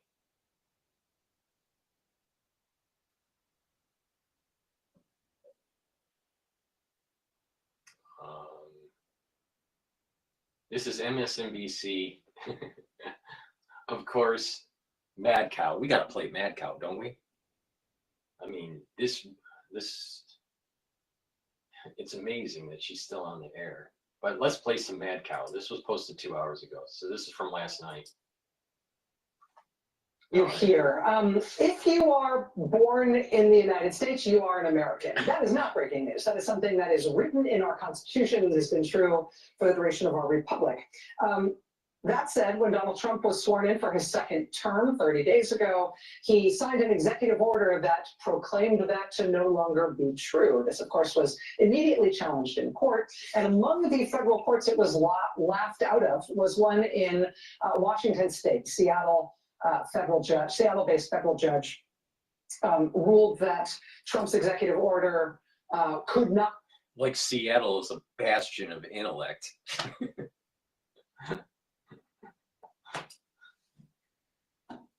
Go into effect. The judge passed an injunction against the executive order going into effect. The Justice Department, the Trump administration then appealed that. They've appealed it to the Ninth Circuit U.S. Court of Appeals, which sits on the West Coast. And tonight, the three-judge panel of the Ninth Circuit has just declined the Justice Department's request to get rid of that judge's injunction to let Trump's executive order go into effect. The reason this is important is because this sets up potentially a rocket ship, very quick trip to the United States Supreme Court. When Trump passed this executive order, he knew, he had to know, that it was blatantly unconstitutional. Well, maybe we should have the Supreme Court look into the details, and you have, Gorsuch. He always asks these like hypothetical questions when you listen to him. All right, he's one of the Chief Justices. And when Gorsuch asks these hypothetical questions, they may actually parse the issue here. When you have illegal aliens coming here to have an anchor baby, should that baby have citizenship? They're breaking the law to come here to anchor the child. So they have a higher probability of getting some sort of government approval to stay here legally. That's what they're trying to do. So they're breaking the law to have this special provision where their child is a citizen. Perhaps that was not the intent of the law. Now, most people are not lawyers, and most people aren't Supreme Court justices. So let them do their discussion and let them decide what the intent of the Constitution and the provision of citizenship through birth really is. Because it's not just what is written, but it's also the context it was written in at the time. And not only that, what the intent of the provision. And let the Supreme Court do the debate instead of mad cow.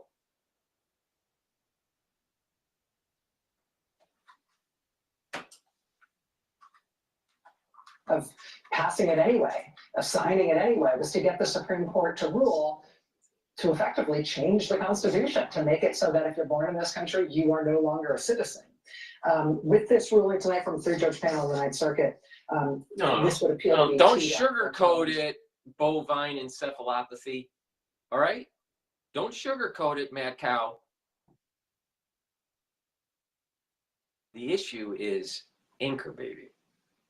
That's the issue. Bovine encephalopathy. Okay?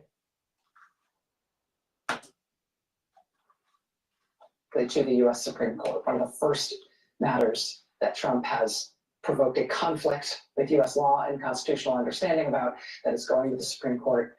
This ruling just in moments ago from the Ninth Circuit. We'll keep you posted as we look more.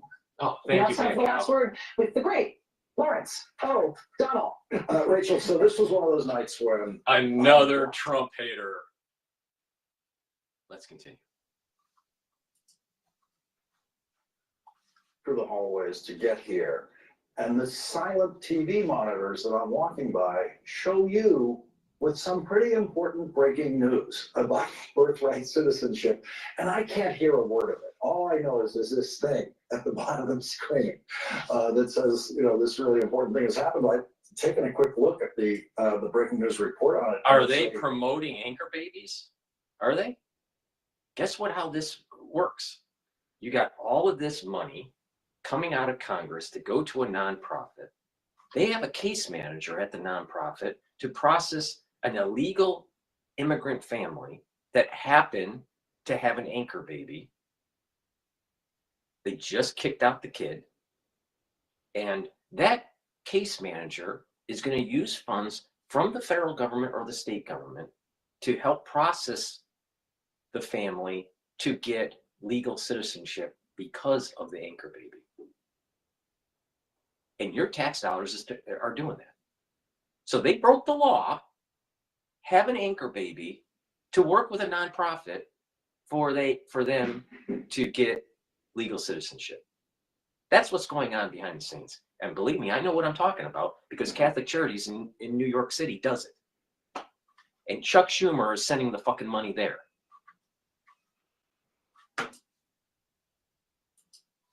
That's the issue.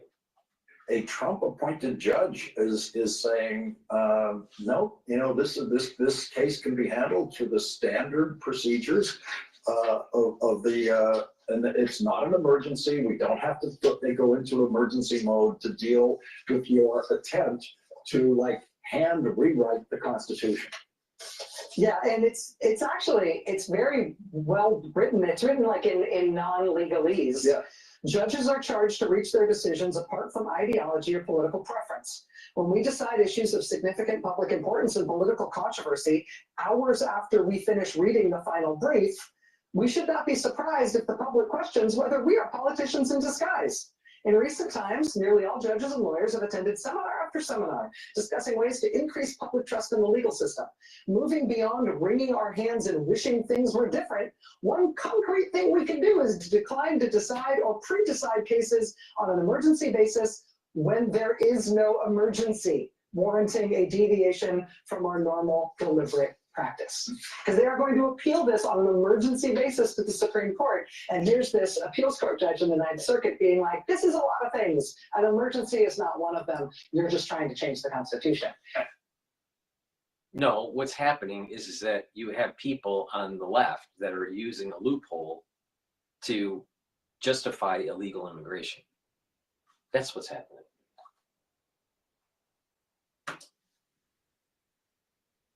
Yeah, and this is the same Supreme Court that was in absolutely no rush to hear Jack Smith's appeal to the Supreme Court about the whole issue of presidential immunity. They wanted to deal with that one as slowly as they possibly could.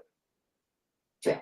But this one is Trump trying to change the Constitution so you're no longer an American if you're born in America. The idea that this come on, if you're an anchor baby, period, man cow. But because you have endocrine disruption, you may be not menstruating. Emergency basis. I mean, we'll see what the Supreme Court does as Justice Department tries to rocket this to the Supreme Court. But this pushback from this 3-judge panel at the Ninth Circuit is pretty strong. Yeah, Trump's on a losing streak. She's a know-it-all. She's a little know-it-all. Now, how could you know it all when your brain is Swiss cheese because of prion disease? Mad cow. Yeah. Excellent. Thank you, Rachel. The Consumer Financial Protection Bureau was founded back in 2011 in the wake of the financial crisis with the express purpose of protecting consumers. It was proposed and then established by a then little-known Harvard professor named Elizabeth Warren. She was prevented by Republicans from leading the agency. Another jackass that I've met in my life was Ali Velshi. All right, another serious Trump hater. It seems like everyone on MSNBC is a Trump hater. Led pretty directly to her becoming a U.S. Senator and the Elizabeth Warren you know today. In the last 14 years, the CFPB has recovered over $20 billion from consumers. But now, Doge champion Elon Musk tweeted, CFPB RIP. I'm joined now by Senator Elizabeth Warren, ranking member of the Banking Committee, who's calling on the Trump administration to, quote, remove members of Elon Musk's. Just remember, she's a multimillionaire, and she's not a trust fund baby. She had insider information in the Senate to be able to make all that money. She didn't become a multimillionaire because she worked for Harvard. No.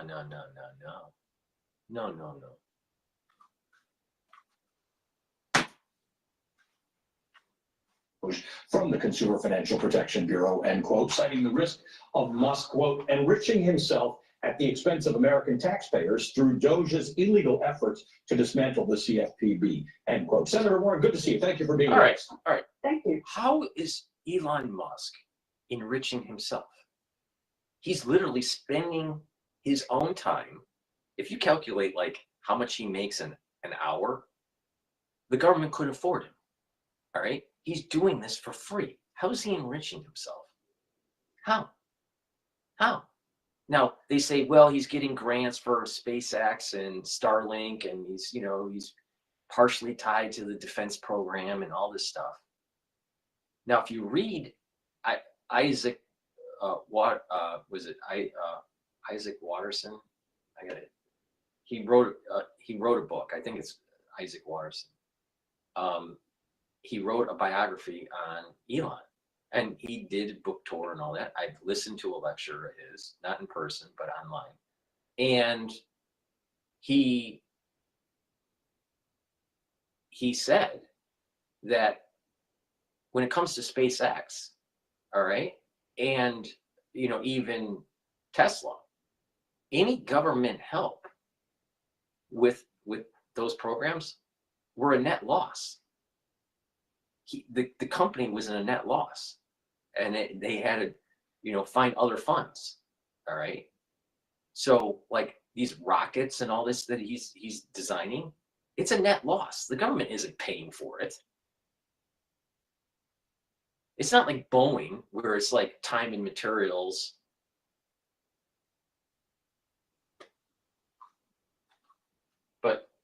somehow, some way, he's running Doge and he's benefiting from it. So let's listen to Pocahontas and find out exactly how he's benefiting running Doge, how he's personally benefiting from it.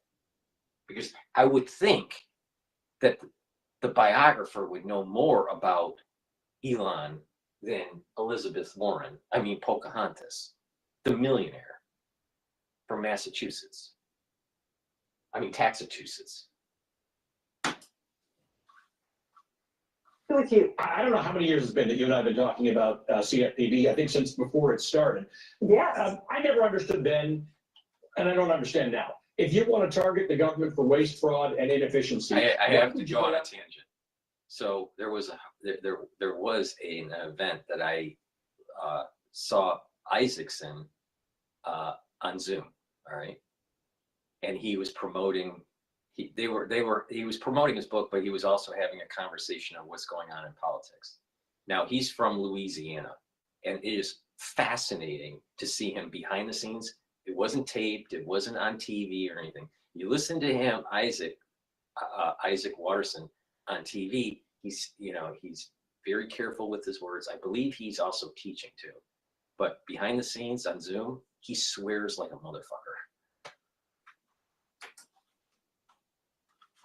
The place that actually has a record, $20 billion or more being returned to consumers who would not have been able to get that money from predatory companies. Well, you obviously wouldn't, because this is an agency that is the cop on the beat just to make sure people don't get cheated, and it has really delivered on that. Think about it this way, Allie, when we talk about those numbers, it has found more than 20 If it's billion... the cop on the beat, then why is Doge finding so much corruption? Obviously, the cop on the beat wasn't doing their job. Again, when it comes to the eye in the sky, and the deep state, and the 1984 surveillance state, who's watching the watcher? In this case, it's Doge. Where these big banks have cheated people. And the agency didn't just say, shame on you, don't do it again. It said, you give that money back to the people you cheated and watched them and made them do it. Man, to me, that is government efficiency. Now, there are a couple of things here. One is obviously you're invested in your work in the Senate and your work through founding the CFPB in the CFPB. But there's a conflict of interest that you and Adam Schiff write about here with Elon Musk having anything to do with the structuring or restructuring of CFPB. Why?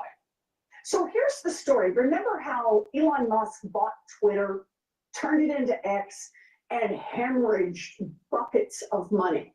Well, he announced, hey, he had another plan to make more money, and that is he would create something called X money. And the idea was, in the same way that X now gets all of your social media information, he would give them all your financial information and make financial transactions on this site. Now, he can do that. He can launch a financial platform, but when he does... How's that any different than Apple Wallet? She complaining about Apple now? Or is Tim Cook, pushes an woke agenda and he's okay? Standing right over his shoulder, just making sure that he follows the law, that he doesn't cheat people, he doesn't trick people, and he doesn't suck up all of their personal information to use it however he wants or sell it wherever he wants. One cop on the beat. Where was the complaints about Meta or Facebook at the time when they were scooping up? What about the NSA and them scooping everything up? Or the IRS with their binoculars looking into your bank account without a warrant?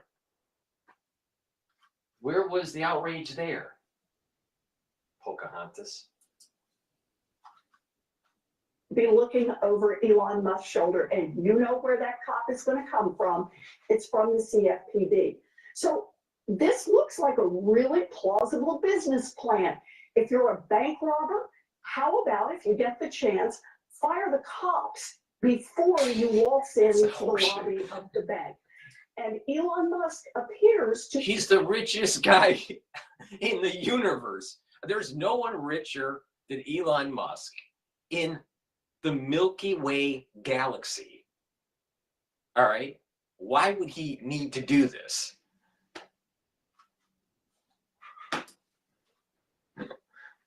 Decided he will sideline the financial cops before he decides to launch his own personal platform.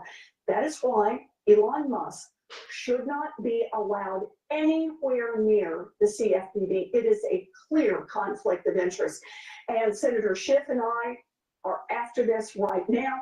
This is fundamentally wrong for him to be doing this. Here's the problem with all of the dismantling. In fact, it's the same thing with what Donald Trump said about Ukraine today.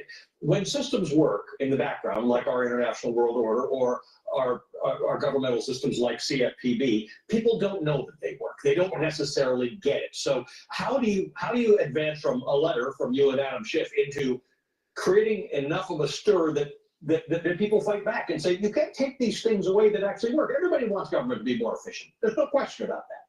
So, you put your finger on it, and that is, you got to create the stir. People have to remember why this agency works for them.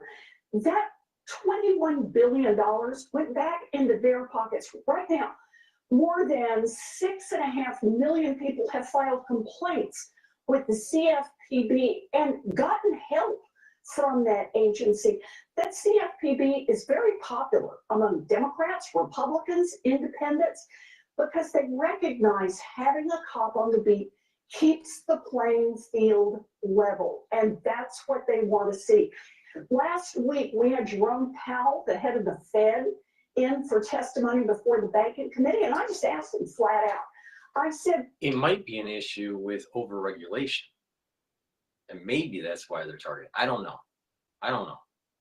But the thing is, I don't trust Elizabeth Warren. I mean, Pocahontas at all. I trust Elon Musk.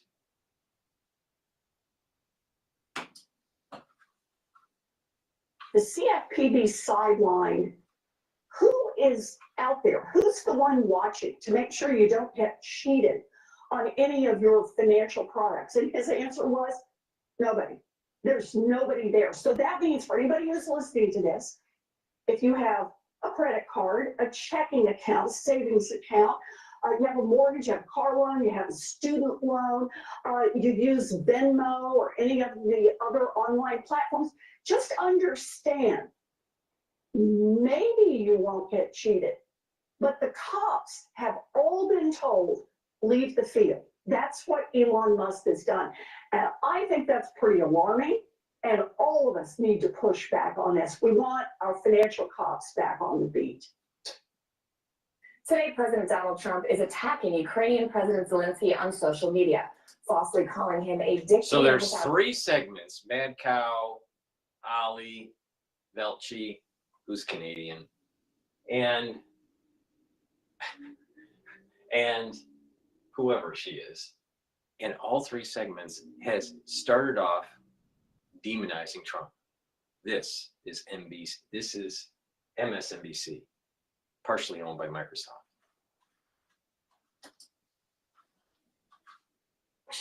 Saying that Zelensky has done a terrible job and claiming that Ukraine is shattered. Now, this comes after Ukrainian President Volodymyr Zelensky said Ukraine is not for sale and that Donald Trump is in a disinformation bubble. His comments followed President Trump's comments that when he erroneously blamed Ukraine for starting the war with Russia in that Fox interviews last night. Have a listen. I want to shift. And I think I want to shift to CPAC really quick here, because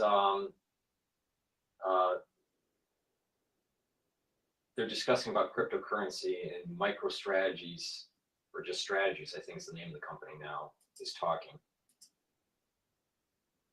Money, all the European money, all of the money from the 20th century, the money invested in a Siberian warehouse, the money invested in fill in the blank, anything you could possibly own in Africa. All of that capital is flowing into cyberspace. It's going from physical to digital. It's flowing from the 20th century to the 21st century. The 21st century is going to be a billion AIs thinking a million times a second. And what are they going to be using to move their money around? They're going to use digital money because they can't get a bank account. They can't get a credit card. I have to approve my wire transfers from my bank once a week. It takes about 20 minutes, and they ask me on the phone whether the money should move. It's a good problem. What's 478,740 Bitcoin, Michael? The computer. We don't feel too bad, is what I'm trying to say. Right. Yeah, I get it. But my point, we've been doing it that way for 50 years. And if you look at the way the digital economy is going to run in the 21st century, it's going to be a billion computers thinking a million times a second, moving assets at the speed of light. Bitcoin represents digital capital. That network is $2 trillion today. It's going to be $20 trillion in 4 to 8 years. It's going to be $200 trillion in 20 years. Then it's going to grow faster than every other asset in the world. It's going to continue to grow. The United States should own it, right? Is that the conversation? Talk to us about the U.S. Bitcoin reserve. Everyone, and we've heard a couple other coins being yelled out by the crowd, and people want to know: are we going to have a U.S. Bitcoin reserve, and when is that going to happen? The way to think about Bitcoin is it's the most powerful digital network in the world. It is cyber power. If you want to dominate the next 100 years, just like the last 100 years is based upon dominating sea power, fire power, air power, space power, nuclear power. You want to dominate cyberspace. You want cyber power. It's the unstoppable network that no one can corrupt, and the use of the unstoppable network. The thing is that the network is really the blockchain, not necessarily the coin. And so you can have a digital dollar that runs on blockchain. Now, there's pluses and minuses to this. Like I said on multiple videos, if you get the telemetry of all the transactions in your society in real time, you can have the Federal Reserve literally adjust the monetary base in real time based on the transactions that are being read by these systems. And if the economy needs money because a growing economy, then based on the growth rate of the day, it adjusts the monetary base. If the economy is going down, you adjust the monetary base accordingly. And so you can design these AI systems to control the monetary base daily or in real time, so multiple times a day, and never have inflation. Never. You can literally design an AI system to autonomously adjust the monetary base. That's the power of, quote, the network. But it's not going to go Bitcoin. It's not going to, the United States isn't going to say, we are going to use Bitcoin as a reserve currency. That's never going to happen. It's going to be a digital dollar running on blockchain. Now, here's the nefarious aspects to it. Because there's a digital ledger, you can be tracked. There's metadata on those transactions. And not only that, when everything goes digital, they can shut you off from banking if you're a dissident, if the government thinks you're a dissident. So, problem. Why doesn't he bring that up? But he's hinting at it. It's not necessarily Bitcoin is the issue. The real issue is, the real aspect to this is the network. It's the blockchain networking that they're building up, where once a digital dollar comes online, then boom, the Treasury no longer prints bills, no longer uses coinage, and it's all digital. But you don't have, you can't get out of the banking system. Your money, you can take your money out of the banking system and hide it under your mattress. But once you go digital, you can't. you're stuck in the banking system. Well, you can move it from one bank to another, but you're still in the banking system. They captured you. And if you have a bad social score, maybe they won't let you bank. All right. There's already problems with certain banks not allowing others to bank with them, which I think should be illegal. And then Elizabeth Warren talks about, that aspect to it, but where was that Consumer Protection Agency to help Melania making sure that she could bank, or other conservatives to make sure that they can bank? Crickets from Pocahontas. But she'll demonize Elon Musk, saying that, he's going to benefit from Doge. Meanwhile, he's the richest guy in the Milky Way galaxy. All right. I mean, really? So I'm not a big fan of digital currency because I think that this is moving towards control of your life with social scoring. It's a big problem. Now, there's a side item to this, side issue, and that is you have very powerful people in Congress. Ted Cruz is one of them, that have positioned themselves to make money in Bitcoin.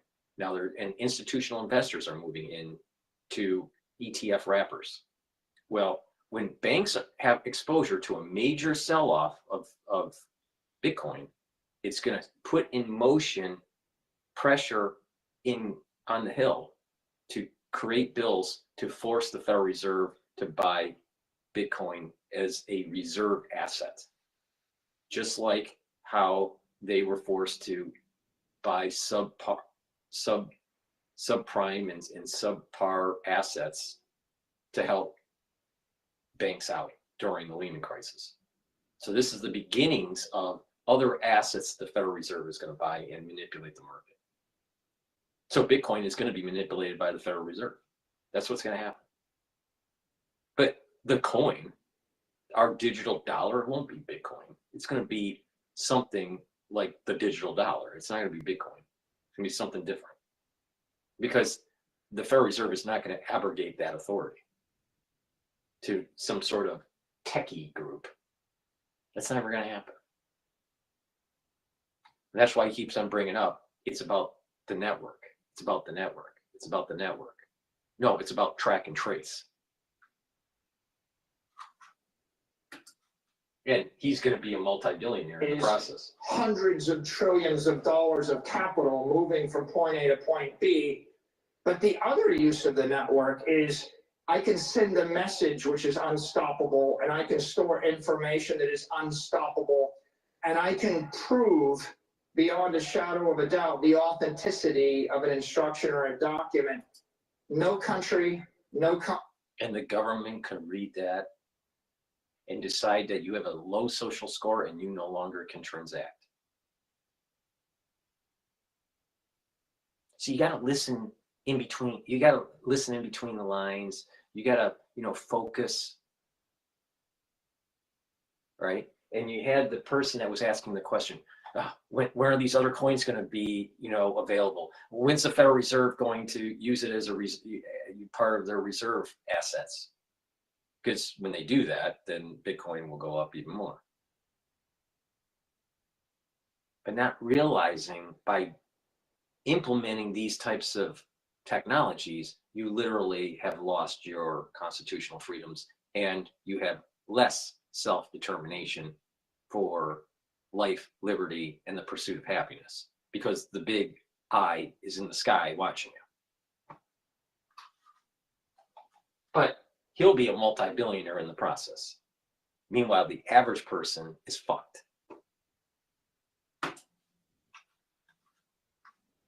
No individual, not a trillion computers can corrupt that message. So if you want to own the future, you want to own cyberspace. How do you own cyberspace? You own Bitcoin, and then you run the Bitcoin network. You mine Bitcoin, you own Bitcoin. President Trump understands property. He understands the value of Greenland. He understands the value. And that's exactly what Ted Cruz is doing. And this is the reason why Ted Cruz is going to pave a way through some sort of bill that normalizes Bitcoin. But there's going to be problems. There's going to be problems with your civil liberties. Of Alaska, he understands the value of oil rights. He understands drill, baby, drill would be impossible if we didn't own the land, right? He understands American dominance. And land is physical property. When I run electricity through semiconductors and I create a wall of encrypted energy, I create digital property. Bitcoin is digital property. You should own it. Your company should own it. I would like to know, why doesn't he promote just a digital dollar running on a blockchain platform? Oh, because he has such a large position in Bitcoin. So they get on, the point I'm making here is they get on stage at these conferences or political conferences or even tech conferences, and they're pushing an agenda. It's almost like a religion, but they benefit from it. They seriously benefit from it. But if it's such a utopia, whatever his name is, if it's Michael Saylor, if it's such a utopia, then just keep on saying, forget about Bitcoin, move the digital dollar onto the network. And the Federal Reserve has some sort of machine learning algorithm to control the monetary base based on the real growth rate of the economy. So there's no inflation. Why not that? But he's pushing Bitcoin, keeps him pushing, because it's a religion and they benefit from it. How is this any different than some sort of, mega church pastor pushing bullshit?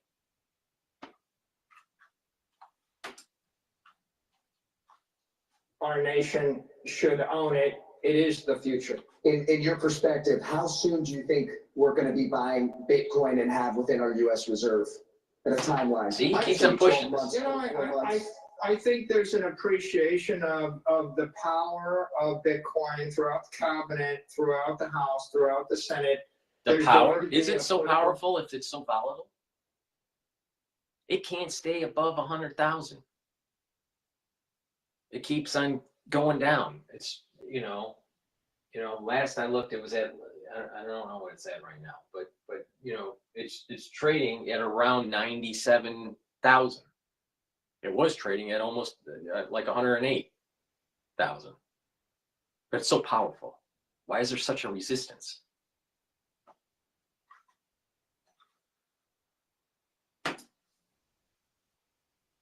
Process by which we build consensus with the White House, the House, the Senate, and the cabinet, and find the right way through. But, what I would say on this topic is the U.S. can own 20% of the network like that for free. The dollar would strengthen, the nation would be enriched. And the real promise is if you own 4 to 6 million Bitcoin, you're going to pay off the entire national debt. You're going to neutralize it. We can generate a $50 trillion to $80 trillion benefit to the United States people, to the citizens, Think to about the taxpayers. that. You have these coins, and they have to be converted to dollars. And if you do a mass sell of coins to convert to dollars, it's going to suppress the Bitcoin price.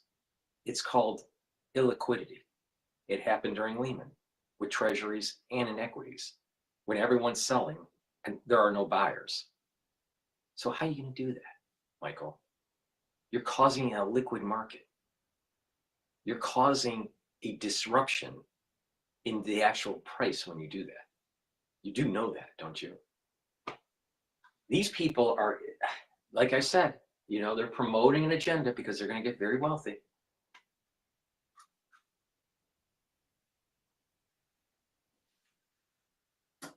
And when they do mark to market on their bank, because his company is a software company that buys Bitcoin, right? They have to mark to market.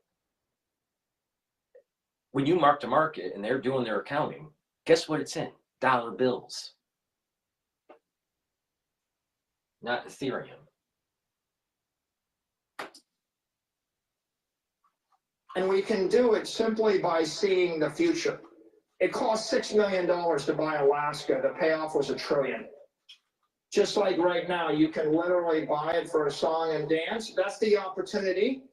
The risk is that you wouldn't want the Saudis to buy it first, or the Russians or the Chinese or the Europeans. The difference between buying a piece of land like Greenland is, one, there's a national security reason for a missile defense called the Golden Dome, and two, mineral rights and a vacation spot for Americans. How is there anywhere in that surveillance 1984? Room for one nation state to buy up 20% of the network. And obviously, I think it should be the United States. I think it will be the United States. It's a way for us to enrich ourselves and emerge as a creditor nation in a matter of a decade. It's also a way for us to ensure that we're the economic leaders in cyberspace and the digital economy for the next 100 years. And if we do that, every one of our allies will follow us. And then so he's saying you can't be successful unless you adopt Bitcoin as your currency. You can't, even though he's the, he owns a lot of them, you can't be, well, why not digital dollar? Why not? It's backed by the full faith and credit of the United States government.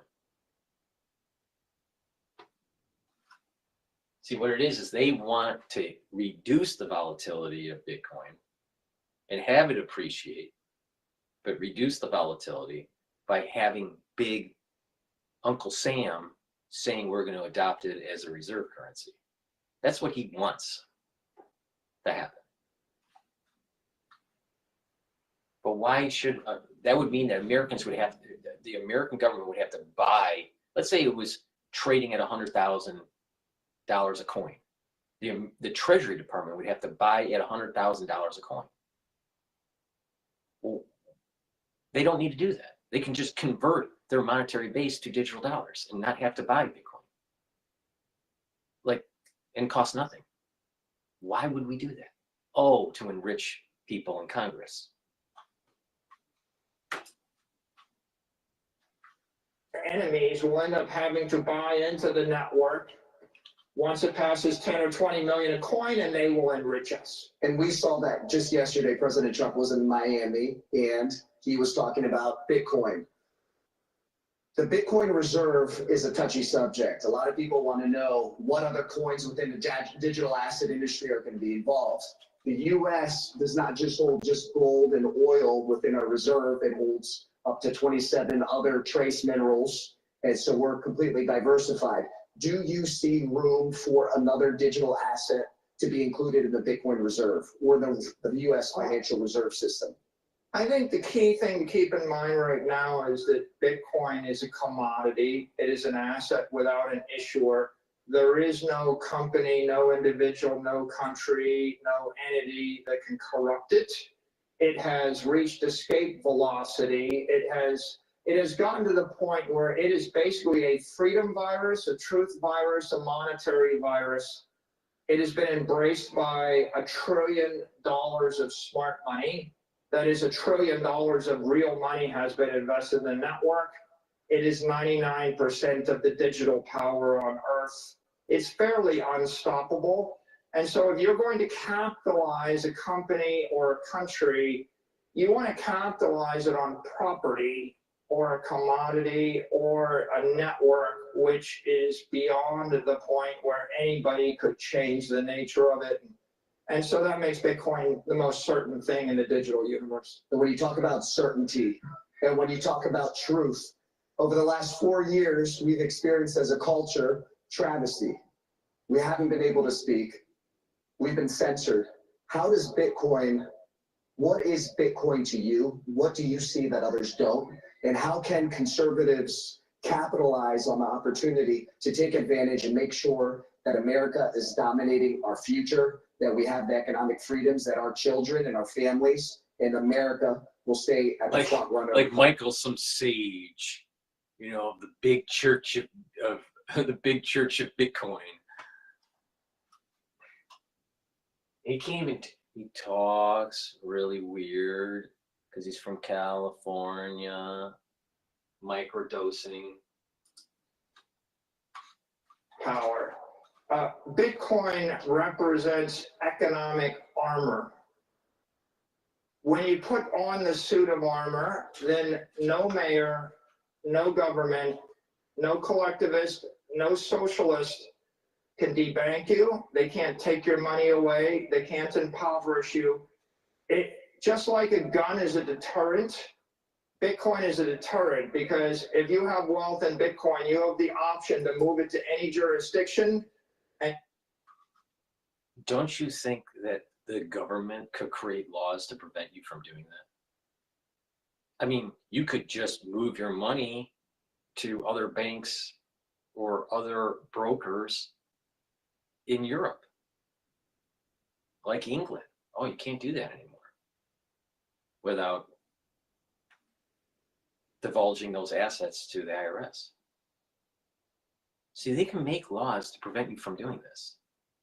He's thinking too utopic, way too utopic. You know, and it's not paying attention to the real issue is that they can shut you down if you don't have the right social score. Country and our people. Thank you, everyone. God bless America. Thank you. You know, the reality of the situation, and it's the same problem in the conservative movement. God, guns, and gold. Now it's God, guns, and Bitcoin. All right. Let's go back to Bloomberg. But before we do that, let me plug some supplements here. Please go to my store, the-studio-reykjavik.com, and get the great supplements I offer. All right? I'm telling you how to get healthy. Get the Good Night Formula. Take it every day. Why? So you can have a good sleep. All right? You need 3 cycles of deep sleep and REM sleep to consolidate memory, to detoxify your central nervous system, and to be well rested. And if you do this on a regular basis, what will happen is that you're going to improve your health. You're going to improve your immune system by just having better sleep. How, Dr. Paul Cottrell, if you just have better sleep, how it's going to improve your immune system? One, you're going to have more energy. You're detoxifying your central nervous system. So when you're detoxifying, you're going to have less problems with your bodily systems. But not just that, when you are sleep deprived, your cortisol levels are elevated. When you have chronic elevated cortisol levels, it's immune suppressive. Oh, so good sleep actually brings down cortisol. Yes. Good sleep helps the immune system. Yes. Please go to my store, the-studio-reykjavik.com. Get the Good Night Formula. It has tryptophan, melatonin, has GABA, also, you know, many other supplements in here. So just, you know, take a look at the label here. You also get passion flower and other supplements in this. So that it's pretty comprehensive. So please go to my store, the-studio-reykjavik.com, and get the Good Night Formula. Use discount 5 on any order, and you get $5 off. If you're older, you need to start taking vitamin B complex. Why? The first 4 vitamins that are, you know, the first 4 B vitamins help with mitochondria and the electron transport chain. That means you're going to produce more ATP. When you have more energy, the better off you are. This is going to help with increasing your metabolism, your cellular metabolism, but also B12 helps to protect neurons. When you get older, like 40 years of age or older, you need to protect your neurons. So please go to my store, the-studio-reykjavik.com, and get the vitamin B complex, protect your neurons, boost up those energy levels, and increase your cellular metabolism. Very important. Please go to my store and get the B complex. Digestive enzyme complex helps to reduce the load on your pancreas. When you get older, your pancreas doesn't work as well. I don't care how healthy you are. I'm very healthy. I used to do triathlons. But guess what? My pancreas doesn't work as well compared to when I was in my 20s. And I guarantee you that's the case for you. So take the digestive enzyme complex, reduce the load on your pancreas.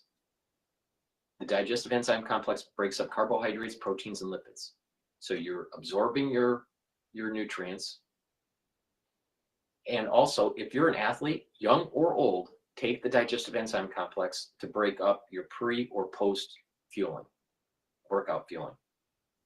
And what you'll notice is that you're absorbing those nutrients quicker, you're reducing the load on your pancreas, and you're recovering quicker. You're getting those strength gains that you're looking for, or that performance improvement in your sport. Please go to my store, the-studio-reykjavik.com, and get the digestive enzyme complex. And lastly, omega-3 helps your cardiovascular health. How? It brings down LDL and increases your HDL. That means it's improving your total cholesterol. If you have less LDL, then less LDL will be oxidized to create plaque. That's how it works. Omega-3 also brings down systemic inflammation. That's important because if you bring down inflammation in your vascular system, you're reducing the chances of building up plaque. And omega-3 helps to prevent red blood cells from sticking too much. That means you're reducing overclotting. When you overclot, you got problems. You may get occlusions and stuff like that. You don't want that. Taking omega-3 is really important. This is the reason why I said take omega-3 during the crisis in 2020. Oh, now you know why. Like I said, I'm the most comprehensive on how to navigate and how to improve your health and how to slow down the aging process and to boost up your immune system. Those celebrity docs didn't tell you that. All right. Let's go to Bloomberg. Yeah, we're going to check in with Mark Champion, Bloomberg opinion columnist, get the latest on Ukraine and Russia. Let's come up. Oh, they just went to the commercial. All right, let's go back to MSNBC.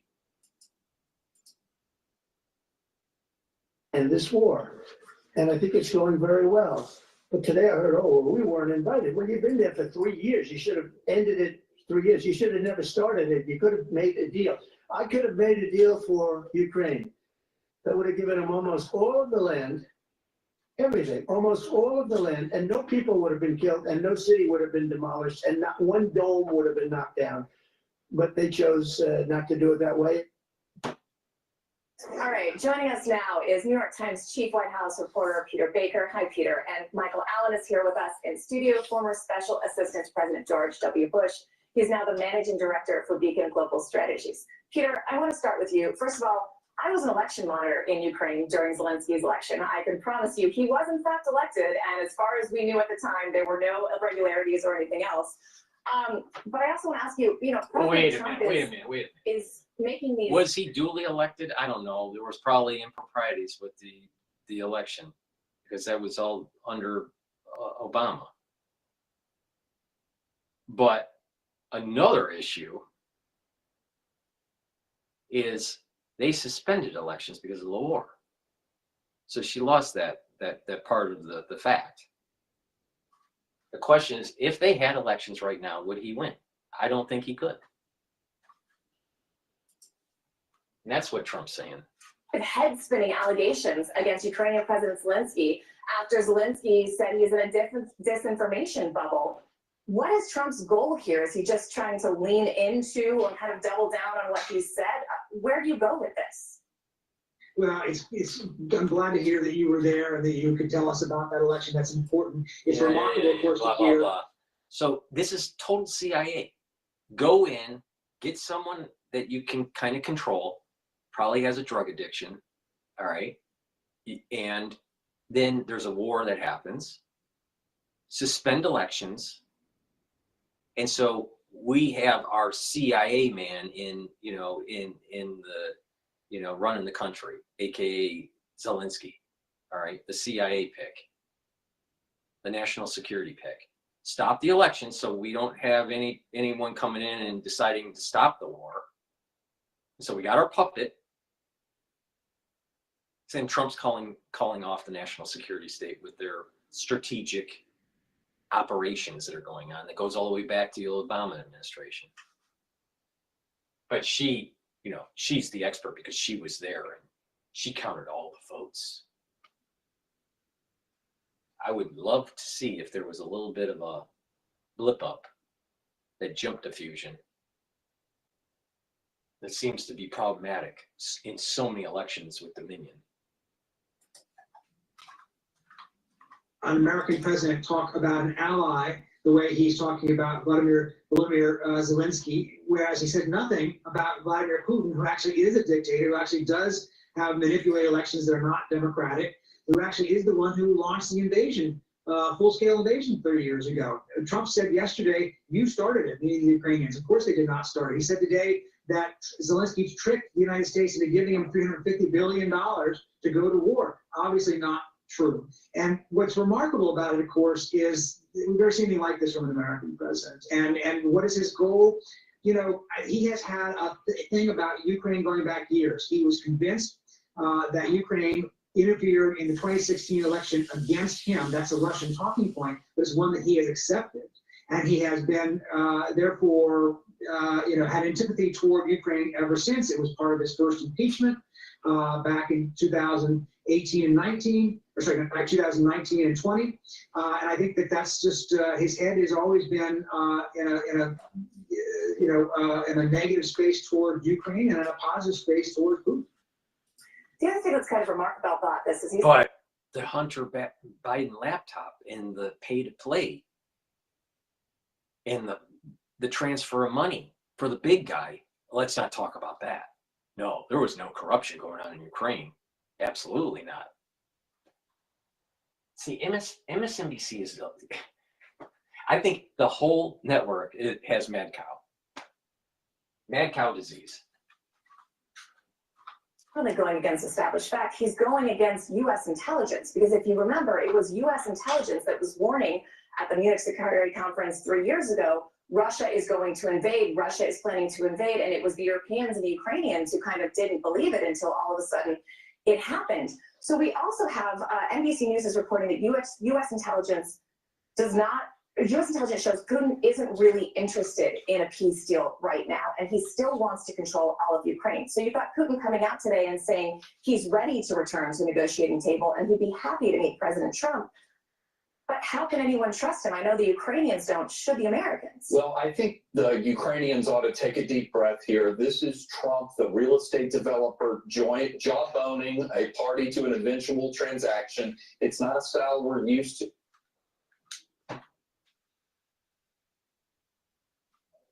But it is Trump's way.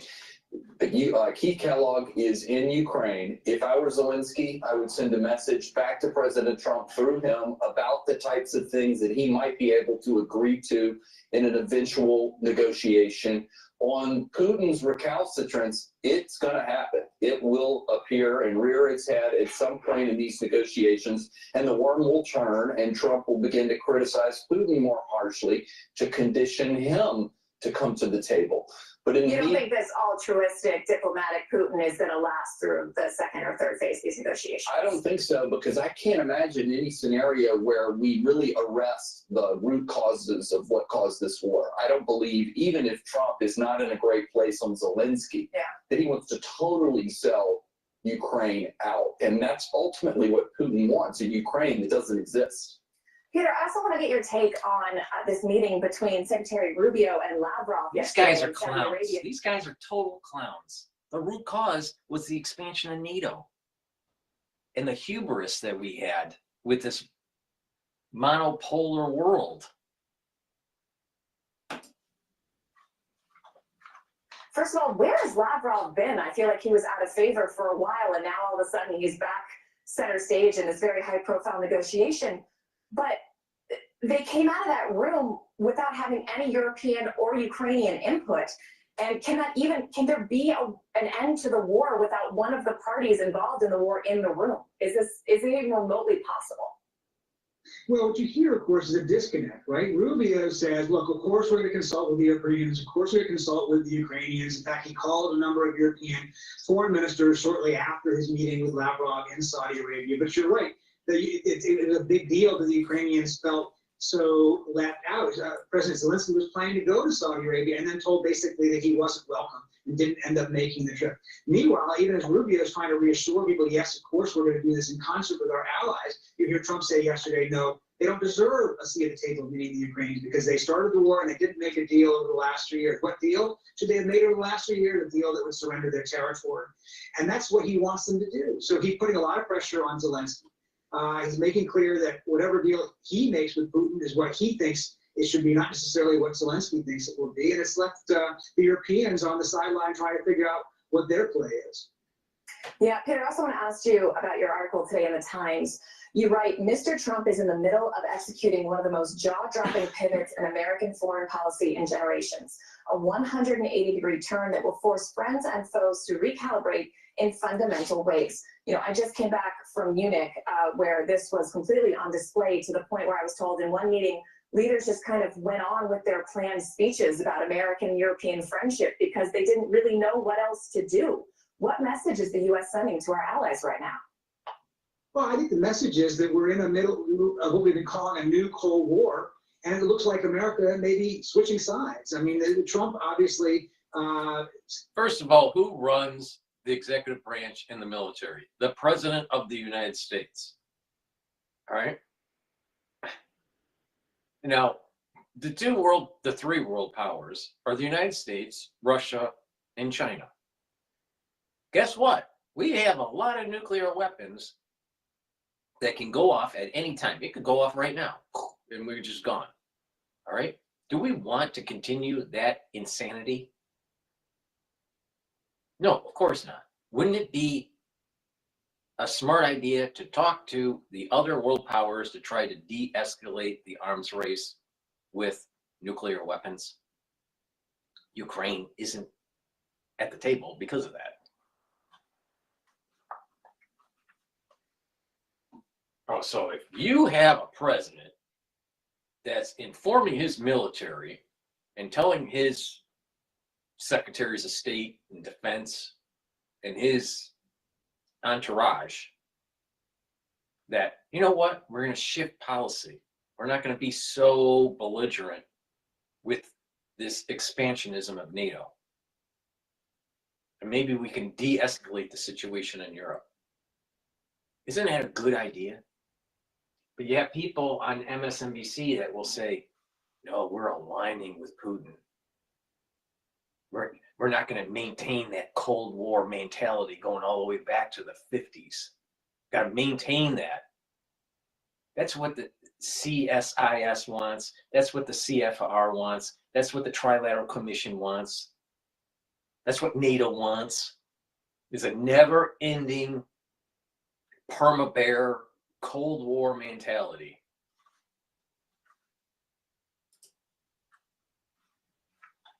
And favors the points that the Kremlin has put out there. The concessions that he has floated for any peace talks have been exactly what the Kremlin wants, which is to say sanctions are lifted. We get to keep all the territory he illegally seized by force. Ukraine doesn't get any security guarantees, much less NATO membership from the United States. Trump is even floating that. Newsflash. We're going to need Russia for a multi-front war if we go to war with China over Taiwan. And guess what? Creating peace and integrating them economically and bringing them back into the G8 and the G20, don't you think that that will make the world more peaceful? And oh, by the way, if Russia aligns with the United States, it destroys the BRICS. So it increases the hegemonic power of the petrodollar. Wow, amazing.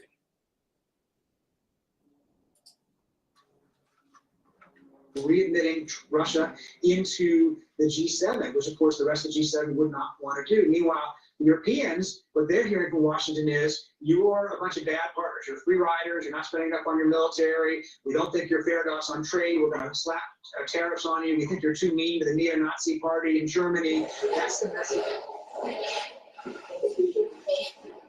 Sorry, Peter, I think we lost you there for a sec. Can you hear us? Yeah. Sorry, you were saying, you said that's the message that you think Trump is sending right now? Yeah, the message that Trump is sending the European allies is he doesn't think much of you. He doesn't particularly care about being in NATO. In fact, he covets the territory of some of our NATO partners, including Canada, which he says he wants to make the 51st state in Greenland, which is affiliated with Denmark. Yeah, Trump must be always bad. But why should we be spending billions of dollars on Canada that only has a population of what, 40 million people? And the rest of it is a tundra with polar bears? Why are we spending all that money? Well, it would have been cheaper to actually make them a state. And they would get all the benefits of citizenship. Very great tension and a big rift are growing potentially with the European allies. At the same time, Trump is siding up to Putin's view of Ukraine. Yeah, I actually asked the Canadian Foreign Minister, Melanie Joly, about red, white, and blue land in Greenland, and she pushed back very astutely and said, this is not a joke. Yeah. And I said, no, it's not. I want to ask you, Michael, talking to leaders in Europe, they still have a consensus on Ukraine. They still have a consensus on supporting Ukraine. Where there's fear is that they do not have a consensus with how to deal with what Peter was just talking about, how to negotiate, how to navigate this new confrontational America. And there's a concern that as allies take a different tactic, some may choose to be obsequious, some may choose to be confrontational, some may try to stay neutral. That approach in itself could fracture the European alliance. Not so much the issue of Ukraine, but they could be less effective if they're all fighting over how to deal with Trump. What's your take on that? Well, they need unity here. Yeah. And I think that's what Trump smells in them. They got together Monday, the day after the Munich Security Conference, and didn't really have anything to come out and say. If I'm Europe, and I'm faced with the news of this tweet today and digesting everything happened in the weekend, they need to put something on the table. They need to come out and say, we'll have 50,000 European troops as part of a peacekeeping force eventually, as long as we have some American involvement in the end. Or here's a brand new plan to fund Ukraine. Or here's one of the weapon systems that we're going to develop a comparative advantage in and fund this for Ukraine into the future. Right now, they're just kind of running around. No one knows where they are. They want a seat at the table, but I think you can't beat something with nothing. They need something to bring to Trump, and that might impress Trump, and Trump might bring him in there.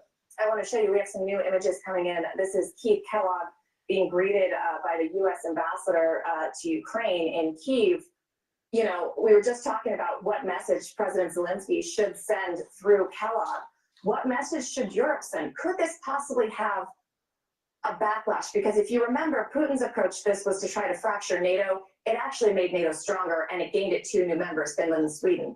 Could Trump's criticism of Europe have the same effect? Could we see the EU do those exact things you were just talking about because they feel like they really have to? I think privately, a lot of people in the White House are glad of the messages that they sent this weekend because it does catalyze the Europeans to a degree. They need to come up with something tangible, as I said, but I think they're on notice that things have fundamentally changed with Trump in office. They need to start putting things on the table, and that's the way they respond to Trump. That's the way they buy themselves a seat into these international negotiations. I don't think it's enough to just say, I used to be a world power, I ought to be at the table. I think they got to come in with something. Put up. That's right. All right, Peter Baker and Michael Allen, thank you both so much. But the closest you're going to get to oh no, more mad cow. No. More mad cow. For example, the destruction of the American legal system, to stopping the destruction of our health system and the basic services that keep people alive and that keep the country functioning. The hardest leverage that can be applied against him at the source is what hypothetically would come from Republicans. And I know, cynically, you may never expect to get that. But strategically, you cannot stop trying to get it because of its crucial importance. And I'm just going to give you one example here, just one case study. Louisiana Senator Bill Cassidy. I always think of him as having kind of an unforgettable name, but a very memorable haircut. He always looked to me like an otherwise healthy person who has just been gently electrocuted.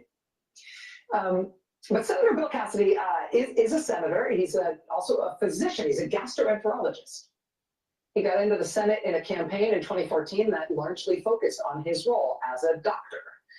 He was best known, including in that campaign, not just for being a good doctor for his individual patients, but for having championed in his home state of Louisiana, having championed a new free vaccination program for Louisiana school kids, specifically hepatitis B vaccination. And he frequently told this important, heartbreaking story about what he called his worst day as a doctor. Senator Bill Cassidy, as a doctor, had an 18-year-old patient who had contracted hepatitis B. And as an 18-year-old, her health crashed. He had to scramble to have her airlifted to Shreveport, Louisiana, to get an emergency liver transplant. He said in one interview with the Washington Post, quote, "I was sitting there thinking, if we had vaccinated this girl with a $50 vaccine, we could have saved a $250,000 operation and a lifetime of $50,000 a year medical bills." And that was just one interview that he did about this case, but he's given a ton of interviews about this case. He talks about it all the time. He talked about it for years. He still talks about it. He relayed that story again in his opening statement in the confirmation hearings that he oversaw for Robert F. Kennedy Jr. to be Secretary of Health and Human Services. But that program and that revelation about the importance of that kind of public health effort, it's arguably the whole reason he is a senator at all. Hep B vaccination for kids is his origin story as a public servant. I don't like playing too much about using the V word, inoculation, because of the censorship on YouTube. Please go to my store, the-studio-reykjavik.com. Please help support my work by you getting the supplements for your health and wellness. Really important. These are supplements that I take every day to improve my health. Now, let me explain this stack here that will help with bone density and also cardiovascular health. Vitamin D3 and taking it with K2. When you take these two together and you do resistance training, you're going to improve your bone density. Take calcium as a supplement or drink milk. I drink milk for my calcium intake, but it's important that you take vitamin D3 and this vitamin K2. Take them together, do the resistance training, and you'll get more bone density over time. Now, that stack will also improve your vascular health, right? Because what it's going to do is it's going to reduce the calcium depositing around plaque. Now, taking nattokinase with vitamin D3 and K2 is a great stack because nattokinase reduces clots because it's fibrinolytic, and nattokinase brings down LDL levels and increases your HDL levels. So you're reducing plaque formation. So please go to my store. This is a great stack to help with your bones and your vascular system. Go to my store, the-studio-reykjavik.com, use discount 5 and you get $5 off. Get nattokinase, get vitamin D3, and get the vitamin K2. It is the MK7 molecule. All right.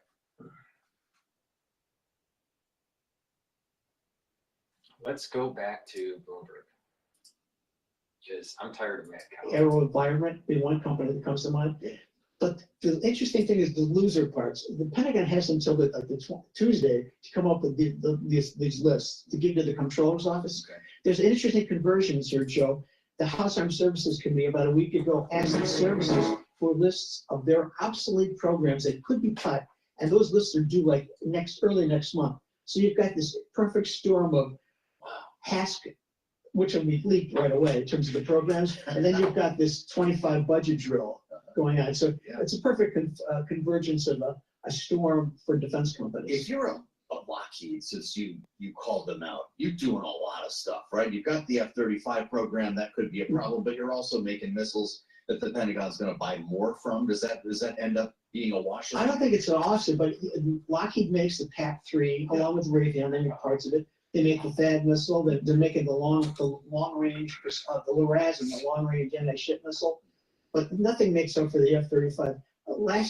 Earlier this year, the Air Force projected that for fiscal 25, they would buy 48 F-35s, and the total bill would be like $13 billion, including $6 billion in procurement for FY25. The rest of it's MILCON and R&D and O&M, but it's a rich target if you're looking for a program that Elon Musk doesn't like. It's fascinating. Not just the 8% cuts here, that's over 5 years apparently. We also every year over 8%. We may see a dismissal of generals, flag officers. What are you hearing about that? This is in the RUNAT stage, really RUNAT stage. Okay. I don't have any insight into it, and it's so RUNAT. I mean, it started with a tweet from some reporter, and it said they're considering firing. Understood. This is one of so this purge that we're seeing in other federal agencies is not landing at the Pentagon. Well, it's landing in terms of probationary employees. It could be like I heard one figure like 55,000 employees. But the night of the generals isn't there yet. You know, you can say anything's being considered. You'll never be wrong if you say it's being considered. Well, look, you talk about the bureaucracy. You work in, I believe, what is the biggest office building in the world, correct? Right, with good restaurants, though, too. I'm sure most people don't know about that. But I mean, it's a building full of civilian bureaucrats as well, correct? Yeah, it's a mini city. After 9/11, they did a great job of making it better lit. You can find your way around a lot easier. There's Kentucky. Cut the lights, but. No, Kentucky Fried Chicken, Panda Cafe. There's a lot of lights. Panda Express. Panda Express. Excuse me. How about that? I really need to come visit you over there sometime. I don't know if you can be cleared to get in. They wouldn't let me in the building. The war in Ukraine is. Panda Express is in the Pentagon? Are you kidding me?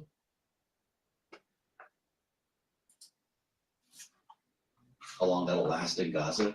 Do developments like these change our plans for procurement, for spending, et cetera? We were in the middle of multiple hot wars a couple of months ago. We might not be a couple months from now. Now we're in the replenishment phase. They used many missiles against the Houthis in Iran last year. Expensive missiles. The SM-6, the Navy's best, they fired like 80 of those against Houthi targets. Those are about $4.5 million apiece. So we're in the replenishment phase for precision weapons and also the buildup phase for 155 millimeter shells. So you got to wonder if there's a Ukraine ceasefire. Let's hope that something does happen like that. We're going to have a surplus, of 155 shells and a capacity to build those. But we're in the replenishment phase. The big issue is going to be the Indo-Pacific and how this replicator program plays out. It's cloaked in mystery. It's drones up the gazoo, so to speak, but it's supposed to be thousands of places by next August. I think that's what a lot of the Hex attention is going to turn to because he wants to focus more closely on China. So these drone makers are the hottest thing going right now when it comes to Pentagon spending. I would think that people should take a look at them. Not that I'm giving investment advice, but there are. But the replicator program is something that you've identified here. It's going to be a big deal, and then the command and control links through a replicator, underwater drones. I mean, those are areas that they're not on the hit list, and they're kind of on the excluded list. They've got carve-outs here because we need to do some spending in that area to catch up. Right. If you're an old line defense contractor, getting back to this, so if you're a Raytheon, if you're a Lockheed, that replenishment job sounds like pretty lucrative year ahead. It certainly does. A lot of this is made in Alabama, in Troy, Alabama, those areas. The HIMARS missile, the HIMARS carrier, the THAAD missile, the Patriot, which is split with Raytheon, I don't want to note. But no, they have a good backdrop of missiles and fire control systems. The F-35, though, was a huge part of their revenue. I think it was like 25%. For Lockheed. Excuse me, for Lockheed. Yeah. But the replenishment part, and Hex's memo does specifically singles out for an exemption munitions. So this is a very constrained amount of what's left. And the interesting part of the game in Washington will be, what are those programs being cut? Fascinating always to spend time with Tony Capaccio in our remaining moment. Are we going to get a new 5th generation fighter jet in this new administration? Something No. in the air or on the sea that we've never seen before? No, maybe on the sea, we're gonna see some underwater programs, underwater drone programs, we haven't But it's seen unmanned. Unmanned, but I don't see the next generation. That was the NGAD program that the Air Force put on hold. Amazing. Great to spend time with Tony Capaccio. He even brought the memo over with us. Panda Express Kentucky Fried Chicken. The Pentagon doesn't need to worry about Panda Express. They need to worry about the big panda in the CCP.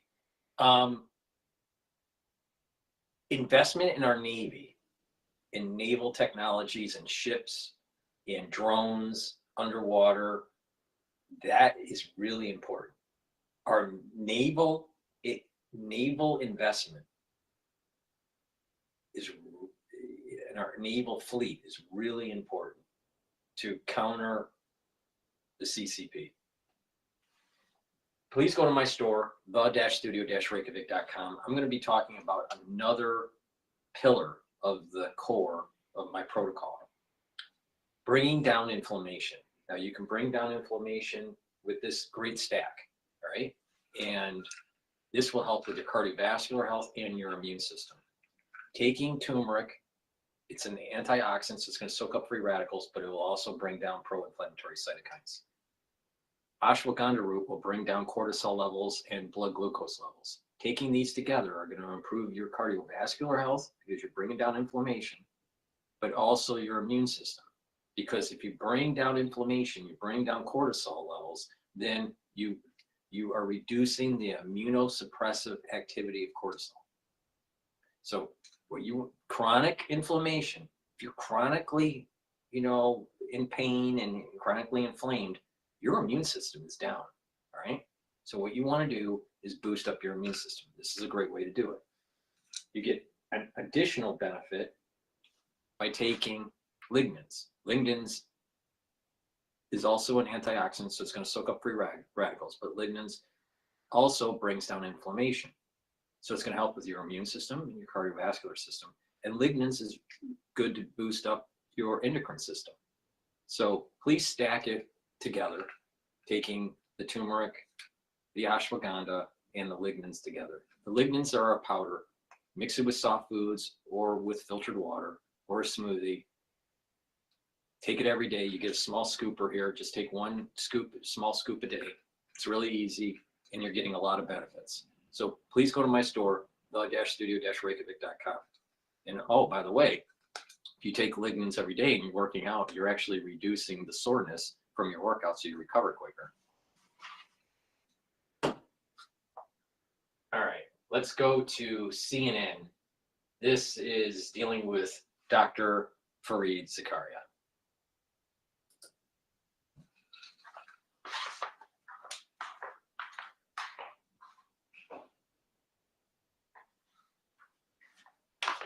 Not playing.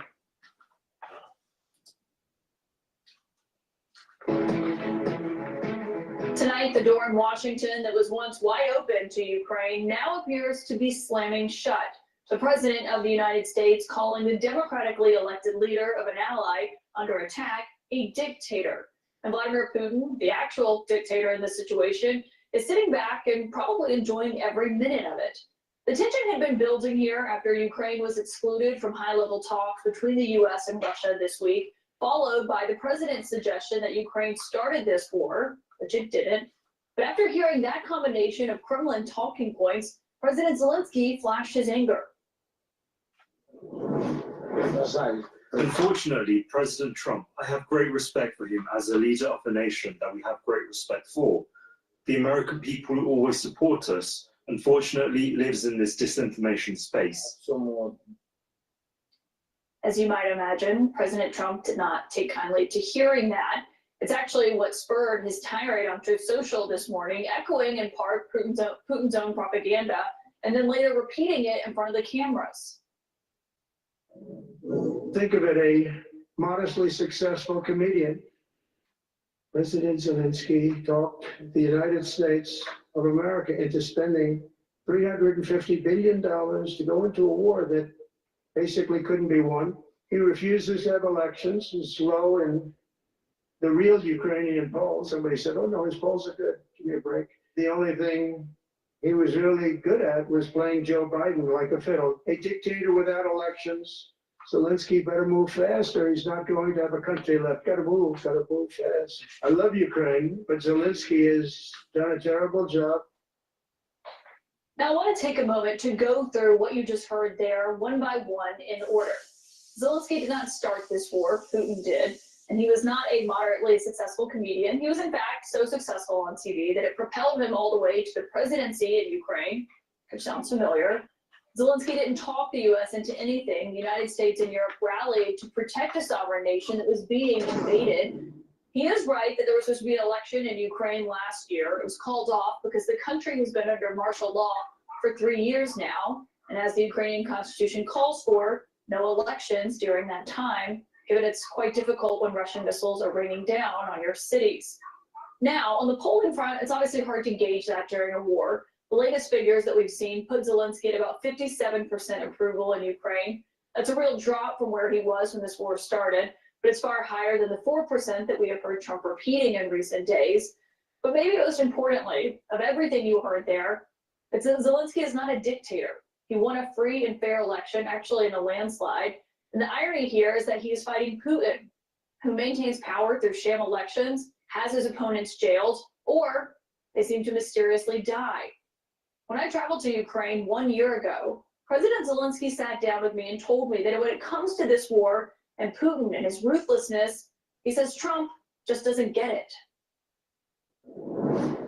I think he can't understand what's going on here. He can't solve it with Putin and with Russia because we'll never be ready to give our territories just for the stopping of the war, give them solid defense of our country. I think he doesn't really understand that Putin will not stop. Even in this case, Putin will never stop and he want to occupy us totally. That's why I think that Donald Trump doesn't know Putin. But I know that he met him and I don't know the spirit and mood of their dialogue, if there are things, but he never fought with Putin. American army never fought with the army of Russia. Never. So you have a better view than he does, a better understanding. Better understanding. Russia's former president tonight, Prime Minister and Putin confidant Dmitry Medvedev, summing up the feeling at the Kremlin today, writing, quote, "If you told me just 3 months ago that these were the words of the U.S. president, I would have laughed out loud. Donald Trump is 200% right." He capped off this post by calling Zelensky, quote, "a bankrupt clown."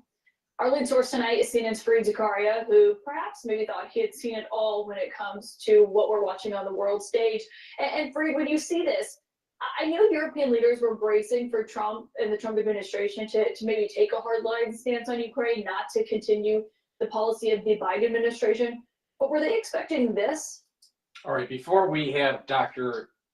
Fareed Zakaria talking about foreign policy, please go to my store, the-studio-reykjavik.com, and get the Max 14 and the Max 35.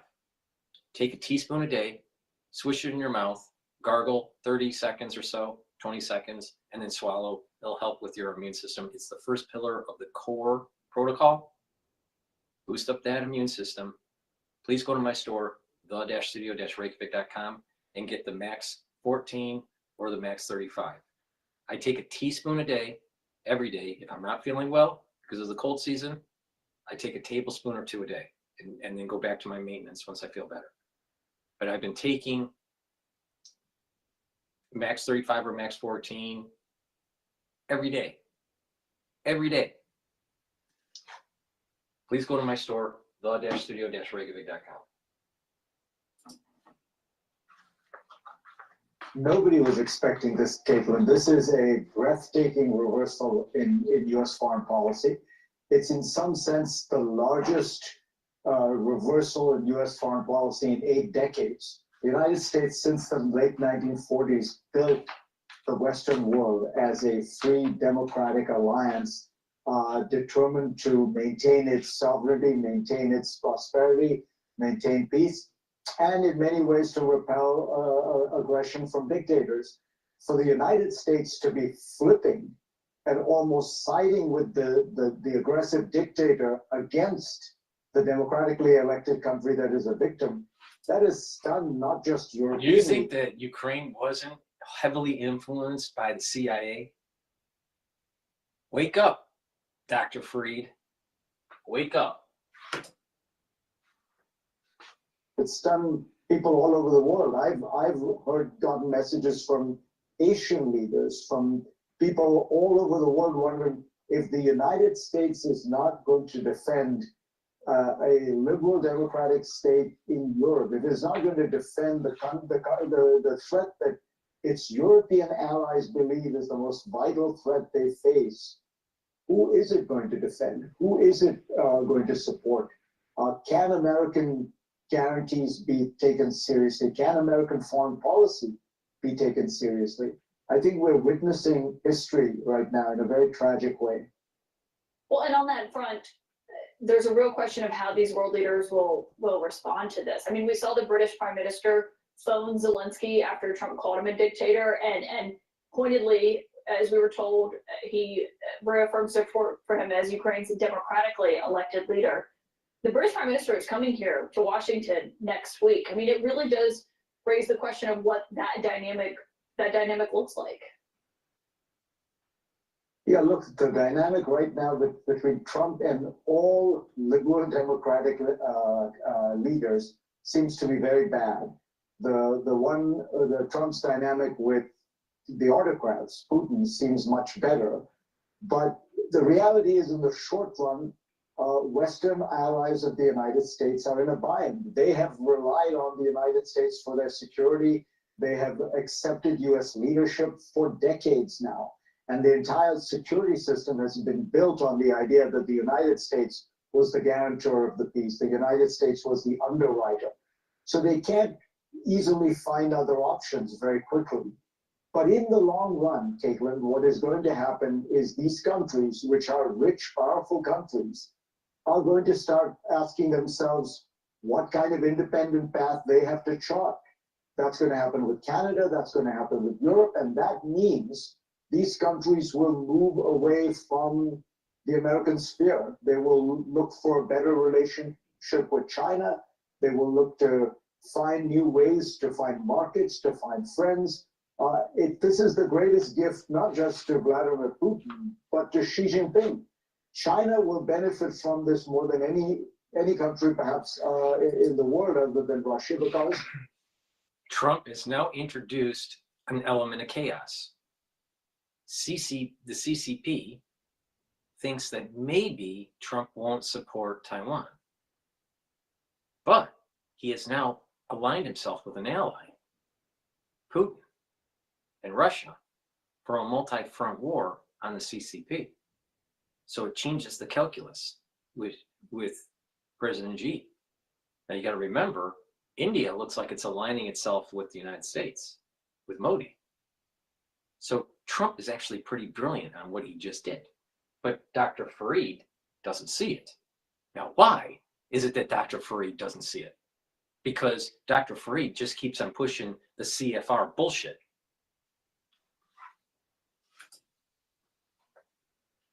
this means that a lot of American allies will have to find a way to, make their way in the world, which means having better relations with China and not subordinating their relationship with China to what America wants. You're talking about what this means for the world order. On the Ukrainian front, what realistic options does Zelensky have now that this is without US aid, he told me in that interview a year ago, they will lose the war. Yep. What happens? What are his options now? He doesn't have any. He doesn't have many options.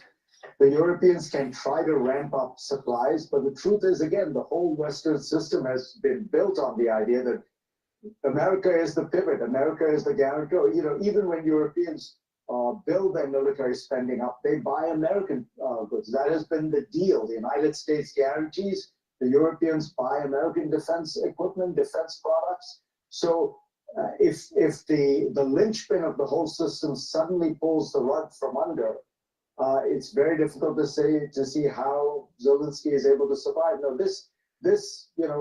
this feels like one of the biggest kind of American surrender since Vietnam. It's difficult to recall another moment where the United States has just decided that it wanted peace so badly that it was essentially just going to surrender the struggle. Fareed Zakaria, thank you as always. I think his analysis is poor. He was right at the end that Ukraine doesn't have many options because the United States is Daddy Warbucks. Please go to my store, the-studio-reykjavik.com. Get the collagen peptide. It has a pretty extensive amino acid profile. It's a powder. You get a big scooper with this. Take a scoop a day, mix it with soft foods or with filtered water, with milk, with a smoothie. Take it every day. This will improve your skin, your hair, your nails, your musculature, your bones, and your joints. Now, if you want to improve your skin even more, you can improve the dermal layer of your skin by cross-linking with vitamin C. So take my vitamin C, take the collagen, drink filtered water, about 32 to 64 ounces of filtered water a day, and you'll get a cross-link between the vitamin C and the collagen to build up your dermal layer. That's a great way to improve your skin. Do some resistance training to improve your bones, your muscles, and your joints. Take the collagen every day. Get healthy. This is very high quality collagen. Please go to my store, the-studio-reykjavik.com. It's the-studio-reykjavik.com. Link is in the description of this video and all my videos. I have probably said that sentence 5,000 times. And use discount 5 and you get $5 off. All right, let's go to Bloomberg. That really is where I think congressional, stance on the MBS itself that's well behind a bunch of private capital will be important. I'm just glad to talk to somebody who's thought this through on the level that you have here. We're out of time. It's been 15 years. It's been 15 years. Maybe not in the next 2, you say. Will it be before 20 go by? No. Really? So we're just talking for the fun of it here. Always. Wow, that's Washington, everybody. You just saw it in real time. Michael Bright, great to have you back. Thank you very much. Check out what he was writing, the op-eds in American Bank. That's correct. CEO, Structured Finance Association, but we brought it to you right here on the fastest show in politics. We'll assemble our panel next. Rick and Jeannie, right here on Bloomberg. All right. Let's go to Al Jazeera, see where they're at. Motivations. Philip, let me start with you because you are the distinguished biographer. When you look at something like this, how important is it not just to look at the policy positions, but at the personalities and the temperaments of the key figures? I think in Putin's case, it's extremely important. He is patient, he's persistent, he doesn't give up once he's decided something, and I think we've seen this during the Ukraine war. Things did not go as he planned at the beginning. He kept at it. And I think one of the key things is how long he wants to keep at it. Because we talk about Trump, wanting a deal, but for a deal you have to have 2 people, and the other person is Putin. How keen is Putin to have a deal quickly? I think there are 2 elements there. Putin, on the one hand, wants to keep Trump in the game, as it were. He wants to convince Trump that he actually will eventually do a deal. And at the same time, he would like to keep going because he sees that Russia, in his view at least, is winning at the moment. On the ground, Russian troops are advancing, and the more they advance, the more progress he can make in practice, the better deal he's likely to get. So he has to balance. David, let me ask you now about Trump's aims in all of this. We know, I think, by listening to what he said, his stated aims. He wants to reduce all the money the US is paying to support Ukraine. And he also says repeatedly he wants to end the bloodshed, a quote from him, to stop the savage barbarism. But do you think those are all of Trump's aims? No, by no means whatsoever. And Donald believes we're sending dollars to Ukraine. We're Smart not marriage reports. support for the war is an American jobs program. Americans make the weapons and electronics that we then give to Ukraine.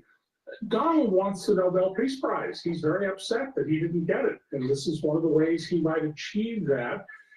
Unfortunately, peace talks normally involve all the parties, and the talks in Saudi Arabia are between only two parties, Russia and the United States, not Ukraine.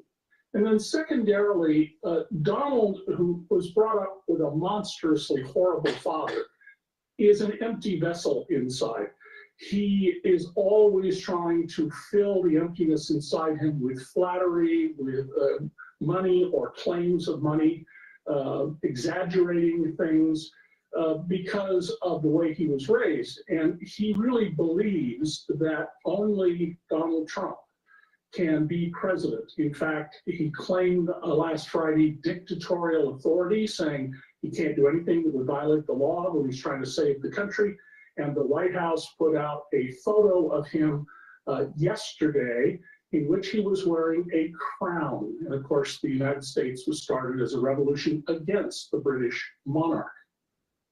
And I mean, on the figures that Donald Trump's given out about how awful this is for the US, how much money Ukraine has got, he says 350 billion. You look up the actual figures from the special inspector general, it's 131.1 billion. And actually Europe, despite what Trump says, is giving more. And yet you have Trump sending his Treasury Secretary to Ukraine, wanting to take 50% of Ukraine's minerals. How is that all of this seen in Ukraine? Because I've heard some commentators describing it as extortion.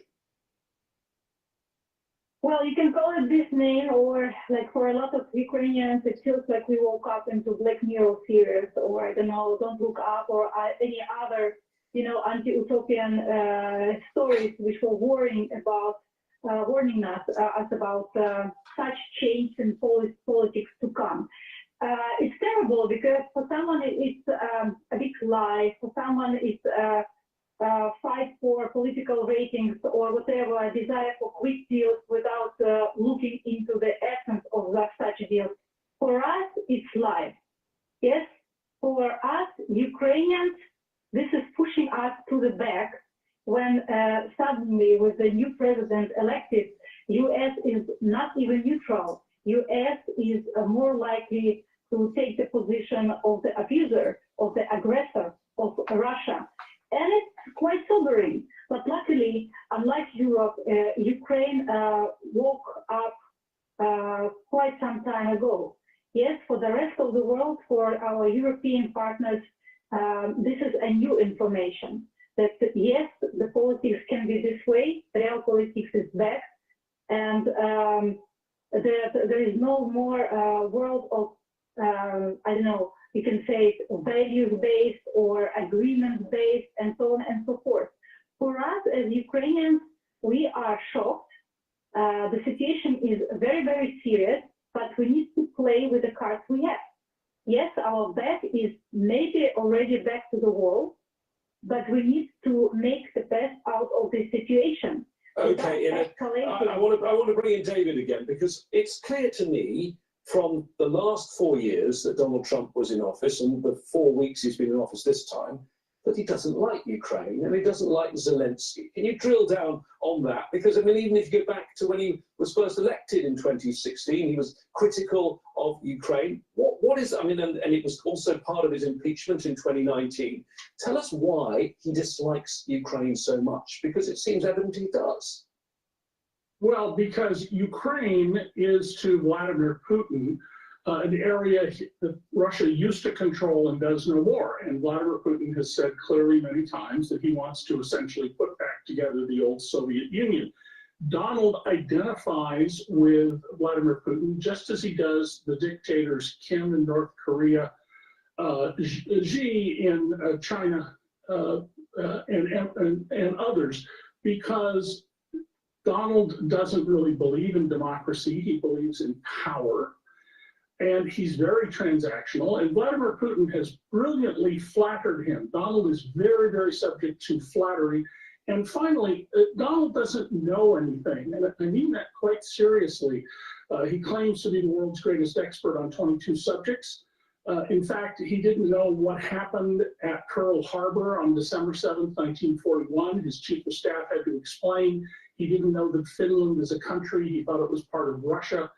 He has no historical understanding. And it's one of the things in the nearly 40 years that I've known Donald, spent many hours with him, it's always been striking is people think he's some sort of genius. He's appallingly ignorant. So he looks at Ukraine. Vladimir Putin says that should be part of Russia. He makes this false claim that Russia is the mother country. 1,000 years ago, Kyiv was a thriving city. Moscow was some huts in the woods. And Donald, not knowing any of the history, he goes along with his fellow dictator, Vladimir Putin. Philip, I mean, are you surprised when you hear the comments from Trump? Because it seems that so many of these things, Zelensky is a dictator, Zelensky started it, these are all the Russian talking points that we've heard for the last 3 years, and they're now coming out of Trump's mouth. Well, that's true, but I think it's also something which shows that Trump is not really concerned about Ukraine. He doesn't regard it as a vital American interest. He wants to get out of there, much as he wanted to get out of Afghanistan. And how he gets out, I don't think bothers him too much. Whether it's hanging the Ukrainians out to dry, which is, I'm afraid, almost certainly what is going to happen, or whether it's pushing for, to some extent, more equitable agreement. Let me just come in. There was one thing I did disagree with, and I disagree with strongly. Putin does not want to reconstitute the Soviet Empire. Ukraine is a very special case for him. And you talk about Kiev having been a major city 1,000 years ago. Yes, but it's also that all that history is, for Russians, a major part of their identity, and not just for Putin. I remember back in the late 1980s, when the Soviet Union was breaking up, people saying, Russians saying to me, well, we don't mind if Georgia or Armenia go, but Ukraine, no question, that's part of our identity. So let us not understate the extent to which Ukraine really is a special case. It's not the beginning of something bigger. It's something about which Putin is obsessed. If you look at what's happened so far, and we've only had 4 hours of negotiations, but Putin seems to have got a great deal already. He's going to get territorial gains from his invasion. We don't quite know what they're going to be, but clearly he's going to keep territory. Ukraine's not going to be a NATO member. They've started conversations not just on sanction lifting, but possibly historic economic opportunities. Russia's diplomatic isolation has ended, and he's managed to split Europe and the US. Putin couldn't have hoped for a better outcome. So far everything looks like we are playing according to the Putin's book, indeed. But it's up to us now, how do we use this chance and how do we use this moment? Yes, unlike other countries, Europe now and Ukraine, we do not have a luxury opportunity to despair. We do not have a luxury opportunity to read Trump and, I don't know, answer him back with something the same aggressive as he talks to us. No, we need to transform this moment into action. I haven't seen any concrete so-called fixed plans from Putin or Trump rather than in some social media messages. So there is nothing to be discussed in fact. And I just want to jump in to the previous speaker who talked about Ukraine being a part of identity for Russians. This is the part of history they want to steal from us, because without it, they don't have the roots into centuries, and they cannot claim themselves being an empire equal to Rome or whatever else empire they want to compare them with. So Ukraine is indeed very important for them, and it brings us to the point that nothing shows that Putin has changed his military goals in this war.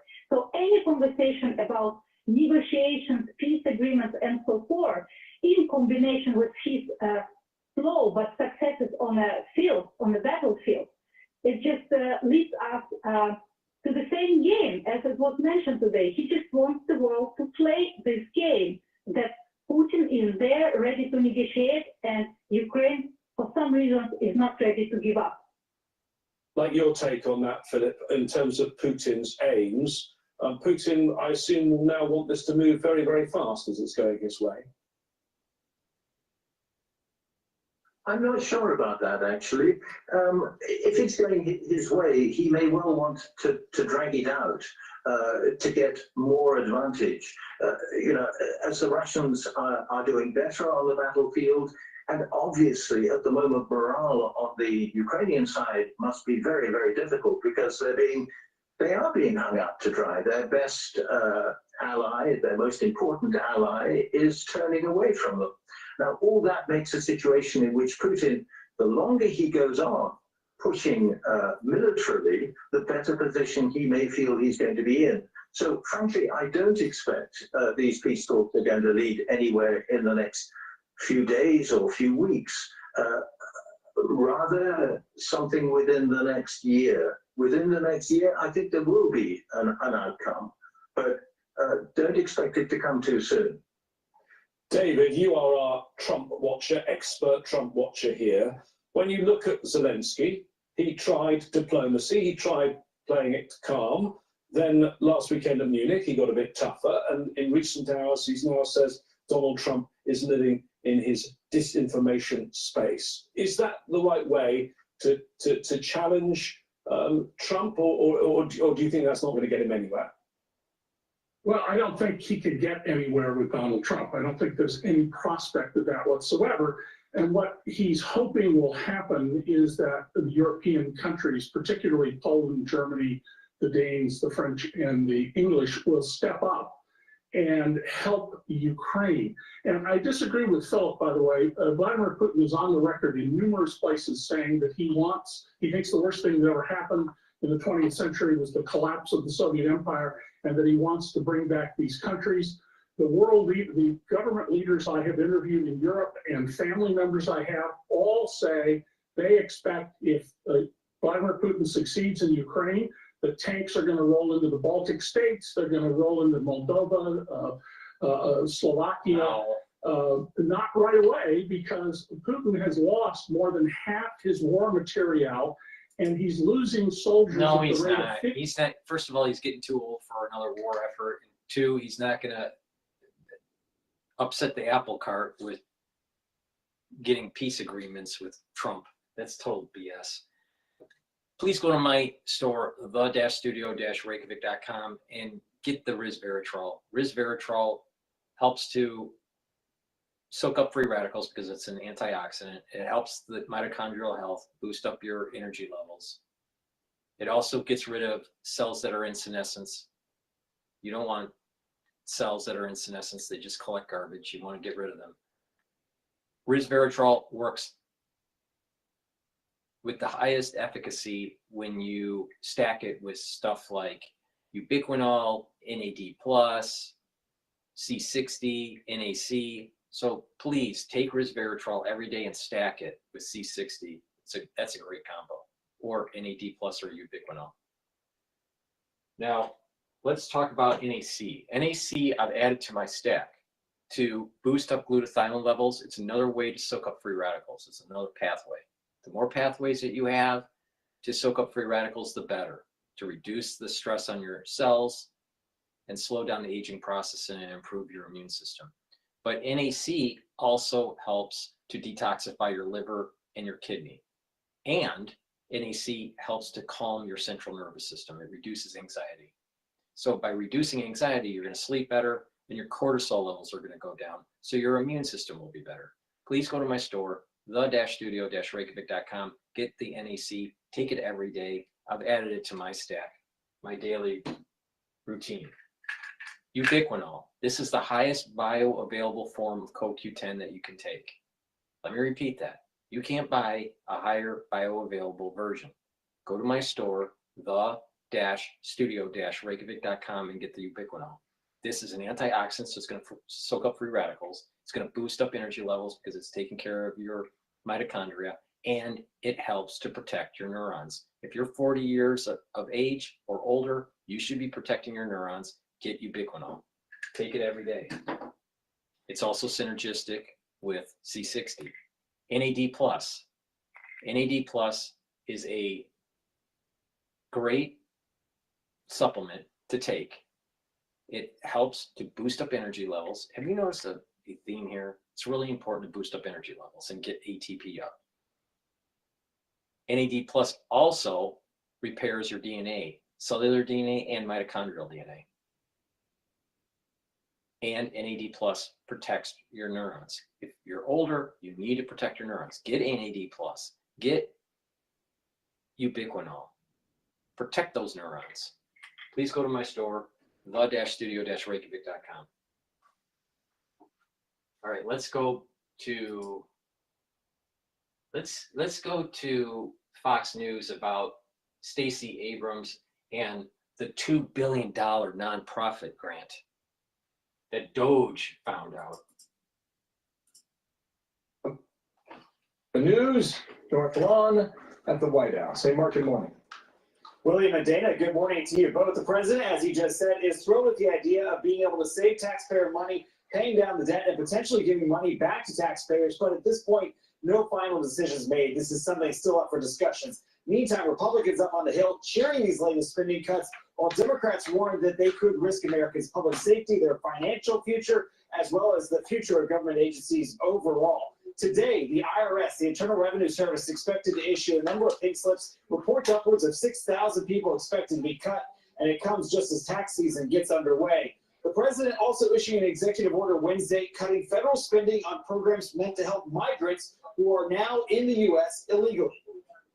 Who cannot continue to waste American taxpayer dollars on giving it to illegal immigrants, as the president has announced he will no longer do, and taking money from Americans, spending it frivolously, and then not being accountable for where that money has gone. The Department of Housing and Urban Development says it's making cuts too. HUD Secretary says it's time to show the American people this is not business as usual. Today, we're announcing that we cut $4 million in DEI contracts here at HUD, which were supposed to be for culture transformation and mindset, outward mindset thinking and subscription services. Democrats warning, though, this could have impacts. We heard a letter from Senator Patty Murray who says without sufficient staff to run these programs, community and economic development projects, disaster recovery efforts, and housing across the country will be delayed and could come to a grinding halt. EPA Administrator Lee Zeldin says he's on a mission to track down billions of dollars that were either misspent or parked in accounts meant to boost liberal activists. The latest focus is on a nonprofit with ties to former Georgia Democratic gubernatorial candidate Stacey Abrams. The Free Beacon says the EPA is looking to where some $2 billion ended up.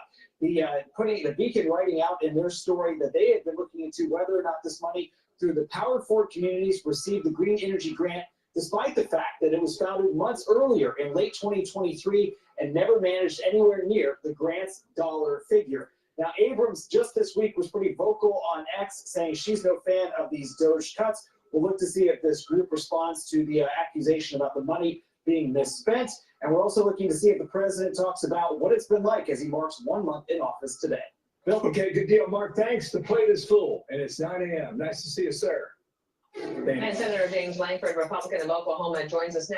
I just want to ask you something. On that money that went to Stacey Abrams' group and was supposedly misspent, that's what the accusation is. Can Congress claw that money back? Yeah, it becomes a challenge. You tell me if we can get enough Democrats to be able to join us in the Senate to be able to do that. The president can do that, though, with the oversight that's actually happening and to say, how are we going to actually make sure that this is actually done? The Department of Justice can say if it's fraudulently done.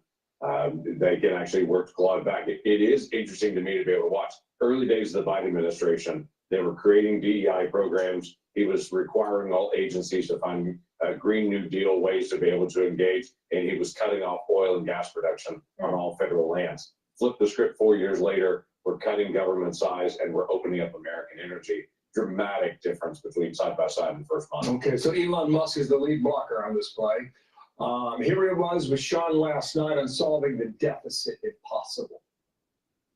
I really want to emphasize to people that This is a very important point. If we don't solve the deficit, there won't be money for medical care. There won't be money for Social Security. We either solve the deficit or all we'll be doing is paying debt. Nobody's So it's got to be solved, or there's no medical care, there's no Social Security, there's no nothing. It's got to be solved. It's not optional. America will go bankrupt if this is not done. That's why I'm here. I want you to react to that, and this is the breakdown of the money that we're hearing, okay? They're saying 2 trillion. I don't know where they get the number. Others say 1 trillion, but we'll see how it plays out. And then you give 400 billion back to the taxpayer, which equals 5,000 per household. If you're trying to save money, does all that add up for you? Go. First priority is actually get the debt down. Everyone wants free checks in the mail. There's no doubt about that. But we've got to be able to solve the debt and the deficit issues on that. Elon is correct in that we are going to continue to have high inflation and not be able to spend on the things that are critical for us: infrastructure, healthcare, education, national defense, if we actually continue to run this debt. And as people talk about power around the world on this, China continues to be able to influence other countries where we are not able to engage in some of those areas on even foreign policy to be strategic about it, because we're dealing with debt and deficit. Right now, we have to borrow money from China to be able to pay our own bills. That is a weak nation's future, not a strong nation's future. Let's fix that. One of the things that you've done is to come up with Senator Langford's top 5 federal fumbles. We can put them up here for everybody to see. Tell me a little bit more about it, because I have a feeling this has a lot to do with sports references, and I'm not sure I can follow appropriately. So let me turn it over to you. I know what a broken playbook is. Yeah, a broken playbook's pretty simple on this, that you're actually trying to deal with disaster relief and to be able to figure out how we're going to solve some of the problems that we have.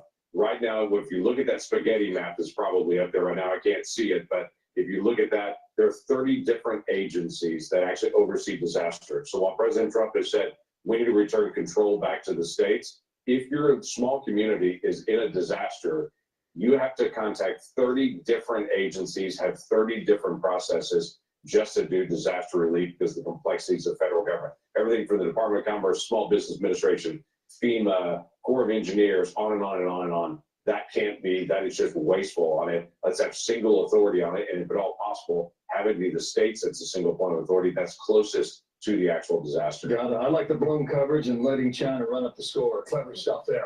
One more topic for you. Executive order signed last night by the president saying that illegals will not be eligible for any more federal dollars. Now, Bill Clinton tried to run this play in the late 1990s, changing welfare. Is it different now? Will it work? How much will you save? So there's a couple of things there. Your reference to Bill Clinton's a good reference on it. Don't forget Bill Clinton, and during his administration, reduced the federal workforce about 250,000 people. So everybody's screaming about President Trump reducing federal workforce. They weren't screaming when Bill Clinton did this decades ago, wanted to reduce federal workforce as well. Same issues here. If we're going to get benefits, those benefits need to go to people legally present here and American citizens, not people illegally present. I don't see a long line of people saying, I really want my tax dollars to go to someone who broke our law and illegally came into the country, rather than going to schools, national defense, and transportation. People want their tax dollars to go to what they expect them to go to, not what they actually oppose or go to the violation of our own law. And down in the polling coming back just in this last month shows that that is absolutely what they still believe. We'll see if the Democrats try to defend this and how that turns out. Great to have you on. Thanks for being on. Thank you, Senator. Good luck with your All right, program. before we go to Balance of Power from Bloomberg, please go to my store, the-studio-reykjavik.com. The link is in the description of this video and all my videos. Use discount 5 and you get $5 off. Please get the structural nano silver gel either in the tube form or in this quick dispenser. Have some at work, have some at home. You never know when you need it. It helps to heal wounds, cuts, and abrasions. You can use it as a skincare. Apply it on your skin at night, exfoliate in the morning. You can use it as an aftershave. Guys, after you shave your face, apply the structural nano silver gel on your face and it'll soothe it. Women, you're shaving your legs, use it after you shave your legs to reduce razor burn and to soothe the skin and heal the skin. But not just that, if someone's sick around you, put it on your hands, around your eyes, around your ears, around your nose, around your mouth, lightly coat your nostrils, and it stays active for 5.5 hours. Please go to my store, the-studio-reykjavik.com and get this dual purpose structural nanosilver gel. Now, C60 is the second pillar of this 4-pillar core protocol that I have for boosting up your immune system and slowing down the aging process and improving your organ systems. C60 you can get in a 2-ounce, a 4-ounce, or an 8-ounce configuration. It has to be in a lipid because it's lipid soluble. So C60 is a carbon molecule that there's 60 carbons in this molecule. This is the most potent antioxidant that you can buy. You cannot buy a more potent antioxidant. So C60 soaks up free radicals almost 1,000 times more than 1 molecule of vitamin C.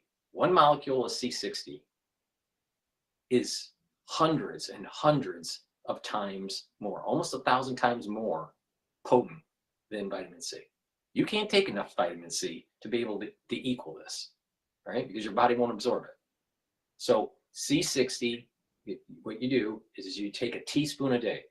They'll soak up those free radicals, and what will happen is that the cells will have less stress, and your mitochondria in those cells will improve, and you'll have more ATP. That means you'll have a lot more energy, especially for your neurons. And in your serum, in your blood, free radicals will be neutralized. So you're reducing the chances of oxidized LDL. So that means that you're reducing the chances of plaque buildup. So take C60 every day. Take a teaspoon a day, every day, all right? And you're going to see huge benefits in increasing your energy levels and soaking up free radicals. And you're going to be improving your thinking because your mitochondria needs a lot of healthy, your neurons need a lot of mitochondria, healthy mitochondria, producing ATP to produce the neurotransmitters to release from the neuron. So your synapses is better. So you're getting positive neuroplasticity. All right. So please boost up those mitochondria in your neurons. You need lots of healthy mitochondria in those neurons, lots of ATP. That's the reason why when you're thinking, you're burning a lot of energy. So please go to my store, the-studio-reykjavik.com, get the C60. You can get it in avocado oil, extra virgin olive oil, or MCT coconut oil. Take it on an empty stomach for best absorption. If you work out, take it before your workout because it's going to soak up the free radicals that you generate during your workout, and you will recover quicker. You'll notice that you'll have energy and you're recovering quicker.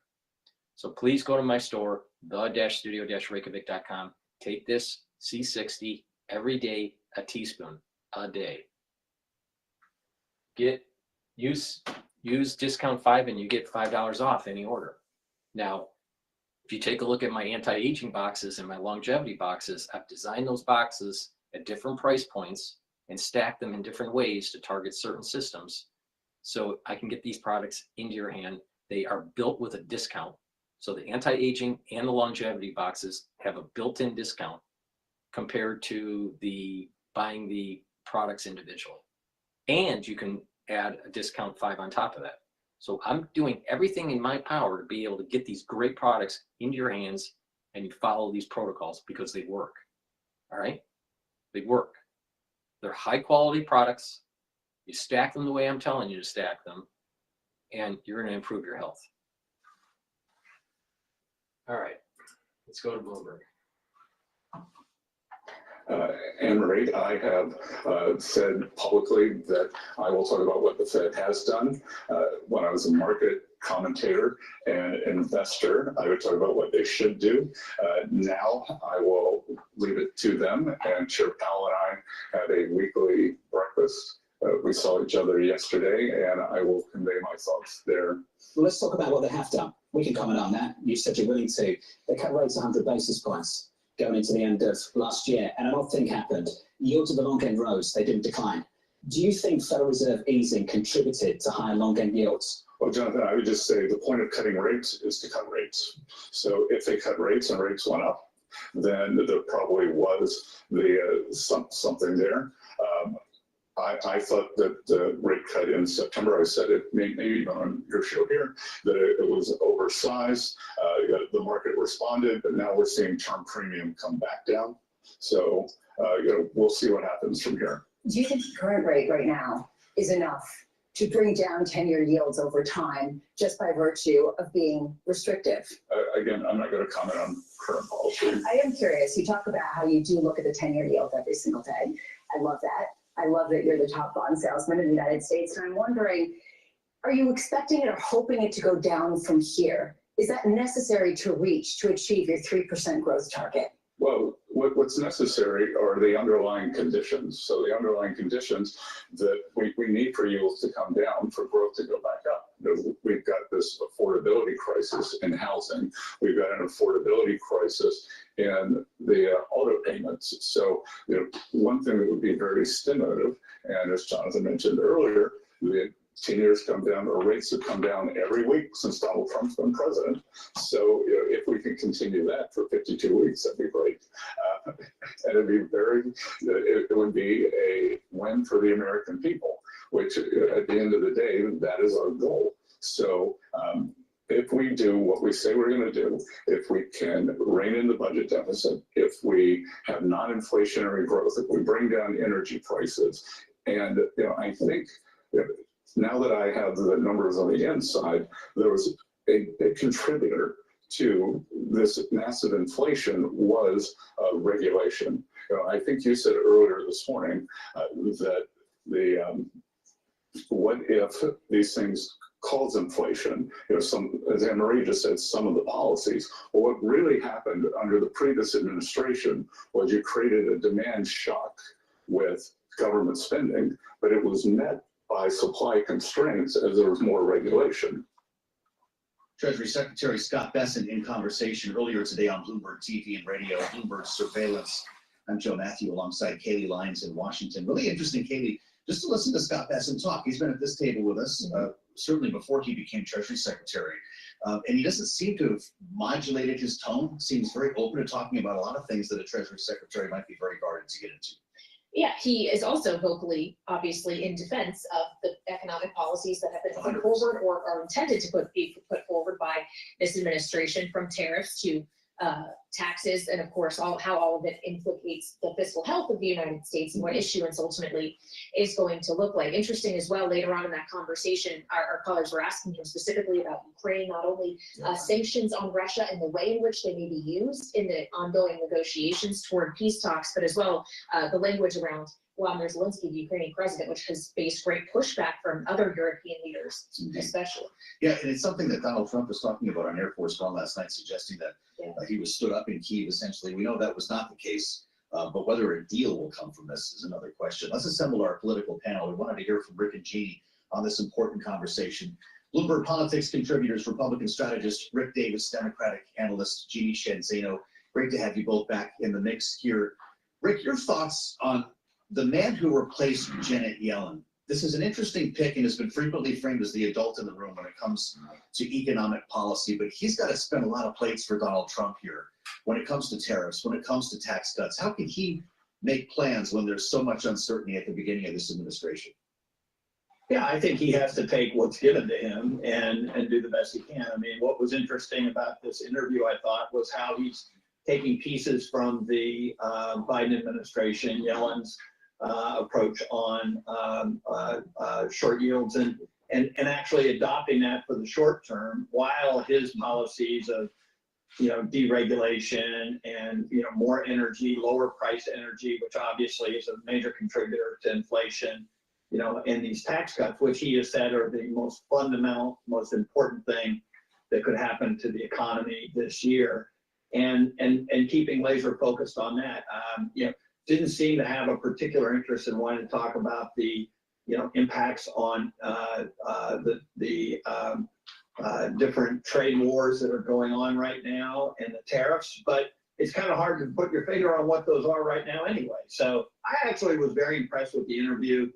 Glad that he gave his time to Bloomberg, because I think getting to know him is going to be one of the most important aspects of this, and I loved his comments about deregulation. I mean, regulation by government is a real cost to business, and that cost gets pounded into the inflationary side of it. And I don't think anybody really fundamentally understood just how tough on regulation the Biden administration was, significantly increasing the cost of businesses over his 4 years.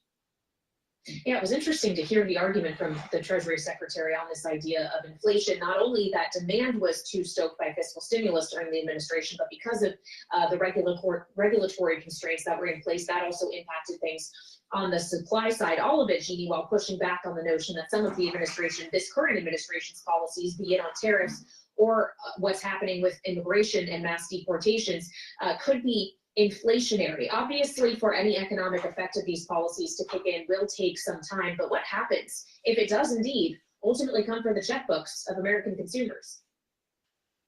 Yeah, I mean, I thought it was fascinating to listen to him. First of all, I think he coined a new term, Bidenflation. Did I hear that? And, you know, it's part of what we keep hearing, this blame game. And of course, he has only been in office a few weeks.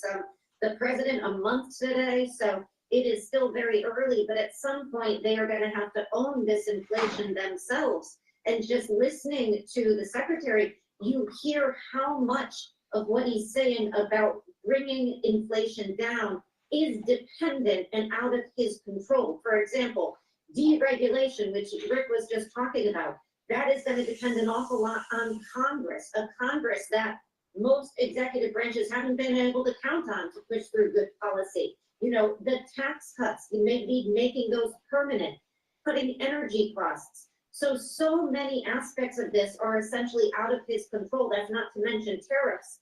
And so he may be subject to inflation that is just simply something that he cannot account for as something he could have controlled. And yet politically, they'll all have to answer for that. And already we're in our second month where consumer confidence is starting to ebb. So it is a very tricky time by way of inflation. Rick, you mentioned trade relationships. They did get to China. Scott Bessent suggesting that the Chinese economy is dangerously unbalanced. And he revealed that he's going to have his first call with his Chinese counterpart tomorrow morning. What can they get done to make that a productive conversation before Donald Trump ever gets in a room or back on the line with President Xi? Well, I thought the point he made on the lack of balance was really interesting as it relates to the Chinese tariffs. His point is the way that China seems to be positioning is to grow themselves out of a recession by exporting more goods to other countries in order to support their own economy. If we're in a trade war with China, which certainly seems to be the policy of this administration, then that's going to take a big chunk out of that Chinese strategy of avoiding recession. And I thought putting on the table a recession in China was a pretty interesting tactical maneuver right before he meets with his counterpart. So it'll be interesting. The Biden administration started its All right, we're going to pivot over to Miller speaking with the press. 6 Mexican cartels and 2 transnational gangs, Tren de Aragua or TDA and MS-13. So 8 organizations in total are now formally designated as foreign terrorist organizations, which means that every single member of those organizations who operates on U.S. soil is now, as a legal matter, a terrorist, and they will be treated as terrorists. This is a sea change in U.S. policy. And this means the Department of Justice and the Department of Homeland Security, along with the rest of U.S. law enforcement and the Department of Defense, are now operating in a legal reality where these cartels are recognized as terrorists. And there will be a whole of government effort to remove these terrorists from our soil and to degrade their ability to threaten or undermine any American security or sovereignty interests. Border crossings, since the day he took office, are down 95%. I think it's almost impossible to even describe the scale and scope of that achievement. President Trump, within days of taking office, cut border crossings 95%. And those few who have dared to cross are being either prosecuted or deported. They're either facing significant jail time for trafficking, smuggling, harboring, aiding, impeding, or they're being immediately removed from our soil. Either way, at the end of the process, they are going home. He's re-implemented Remain in Mexico, and he has obtained historic cooperation from foreign countries all around the world in accepting their deportees back. And he's used the United States military to fully seal the southern border with a historic deployment of both active duty and National Guard troops, resumed the building of infrastructure. He has opened up Guantanamo Bay, and he's using military aircraft to carry out deportations all across this country. And ICE is joining with ATF, DEA, and FBI to carry out the largest deportation operation in American history. The criminals are going home. The border is sealed shut. America is safe, sovereign, proud, and free. We are a nation that everyone in the world understands all across this planet. You do not come here illegally. You will not get in. You will go to jail. You will go home. You will not succeed. This is the biggest and most successful change in any area of law enforcement that this nation has ever seen, and he did it in under 1 month. Thank you. Yes. Well, thank you, Caroline. Thank you, Stephen. One of the things that President Trump cares most about is job creation, and it was about 7 years ago I had the honor of joining you in this room for the first time, and it looks like we've created a lot more jobs in the last month. Look at how many people are here. My estimate is about 180, but I didn't count. So thank you. It's really an honor to be back here. I think that I just want to go over a few things and then hand it off to Mike. The first thing is that the president has told us to prioritize fighting inflation. And he had to do that because, as you know, President Biden let inflation get completely out of control. And he did it with policies that made no sense. It made no sense. A lot of times people say to us, our friends, the journalists, why are you doing that? But I like to think, why did they do that? Why did they spend so much money? And then why did the Fed print so much money so that we had inflation as high as we've ever seen since Jimmy Carter? So why did they do that? So we're addressing inflation. We didn't have to address it in the first term because it was always in the ones, almost always. But we're going to get it back there. And how are we doing it? Well, we're doing it with a plan that President Trump and I and others have talked about in the Oval that involves like every level of fighting inflation. First, the macroeconomic level. We're cutting spending. We're cutting spending in negotiations with people on the Hill. We're cutting spending with the advice of our IT consultant, Elon Musk. And then we're also looking into supply side things, like restoring Trump's tax cuts, maybe even expensing new factories so that there's an explosion of supply. If you have an explosion of supply and a reduction in government demand, then inflation goes way down. And then one of the things that you want to say is, well, when are you going to see it? Well, the first thing that you'll see when the markets believe that we're going to get inflation under control is that the 10-year Treasury rate goes down, because that's how they think about future expected inflation. And so we're still going to see some memory of Biden's inflation. It's not going to go away in a month. But the 10-year Treasury before the last consumer price index had dropped about 40 basis points. 40 basis points because markets were optimistic about our ability to fight inflation. 40 basis points is kind of not a fun thing to say. Economists talk that way. I apologize. But the way to think about it is, for a typical mortgage, if that affects the mortgage rate, then it's going to save a typical family buying a house about $1,000 a year. And that's just at our first bundle. Okay. The second thing we've done is we've had a lot of trade talks. In fact, I was just meeting a minister from Mexico with Howard Lutnick just a couple of hours ago. And we're talking about reciprocal trade, and we're also talking about the fentanyl crisis. And so reciprocal trade is about our government treating other governments the way they treat us. We want trade to be fair. It turns out that Americans have been disadvantaged by foreign governments over and over, and President Trump wants it to stop. And the fact that struck me as most noticeable when I started to look at what President Trump was asking us to do is that last year we had data, U.S. companies paid $370 billion in taxes to foreign governments. $370 billion. Last year, foreign multinationals paid us $57 billion in taxes. We have 1/4 of world GDP. They have 3/4 of world GDP, and we're paying 370, they're paying 57. This is not reciprocal. We're going to try, or we're going to fix it. The other thing that we've done is we've had an all-of-the-above energy approach that's led by Doug Burgum and Chris and a really large team, EPA. And we've already made so many actions that are going to affect the price of energy and lower inflation. We've opened up 625 million acres to energy exploration. We've cut 50 years of red tape. that makes it so you can't have permits. And we've even made it so that when you go home, if you get a new one, that you can take a shower or flush a toilet or read under a light bulb. We're doing that too. So finally, please go to my store, the-studio-reykjavik.com. Get the Myotrol. Myotrol is a supplement to help you build muscle and maintain muscle. It helps with gene expression for muscles, muscle building, and muscle maintenance. It also helps the mitochondrial health, boosts up that energy levels that you need to maintain the muscle. Myotrol stacks really well with Gladiator barley if you want to supercharge your muscle and strength increase. Gladiator barley is a protein. It's a high density protein. So this would be the building blocks for the muscle to build up, and Myotrol helps with the gene expression to help build the muscle. So this stacks really well together. Please go to my store, the-studio-reykjavik.com, get the Myotrol and get the Gladiator barley, do some resistance training and gain muscle. This is very important. If you're an athlete, younger or older, this would be a great stack for you to build muscle and strength through your sport, but also for the ones that are older that aren't into sports. Gaining muscle is really important for longevity.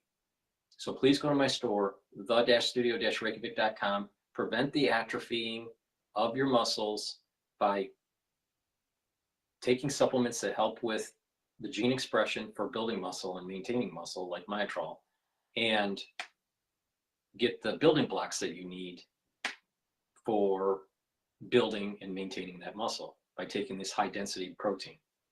Please go to my store, use discount 5, take this stack. It's a very powerful stack, but if you don't want to take the stack, you can take the Myotrol separately or the Gladiator barley separately. But this combo is pretty powerful. Please go to my store, the-studio-reykjavik.com. All right, let's continue on with the news coverage. I had the honor of sitting in the Oval Office as President Trump spoke with President Putin, and then immediately spoke with President Zelensky. And both of them said only President Trump could bring both sides to the table, and only President Trump could stop the horrific fighting that has been going on now for the better part of 4 years, and that only President Trump could drive the world back to peace. Both of those leaders said that in back-to-back calls. And of course, we just had our historic talks mediated by our good friends and partners, Saudi Arabia. We give great thanks to Crown Prince Mohammed bin Salman for hosting, and sat down for the first time in years with the Russians and talked about a path forward with peace. On top of that, and one of the things that led to that was the tremendous confidence building measure that we had with the release of Mark Vogel. I'll remind everyone, the last time that we had an American released from the Russians, either we gave up a deadly spy, pressured our allies to give up a lethal killer, or we released under the Biden administration the world's most notorious arms dealer, Victor Bout, who, by the way, had one of his main clients for arms, the cartels in Mexico and Central America. We gave up none of that. This was released as a confidence building measure, working with our great Middle East envoy, Steve Witkoff, and our Secretary of State as a first step towards opening these talks and then moving forward towards peace. On top of that, we've secured just in a month the return of 12 American hostages from Russia, from Bulgaria, from Venezuela, the Taliban, and Hamas. Excuse me, that's from Belarus, not Bulgaria. We also had, for the first time in quite some time, we took out a senior leader of ISIS. And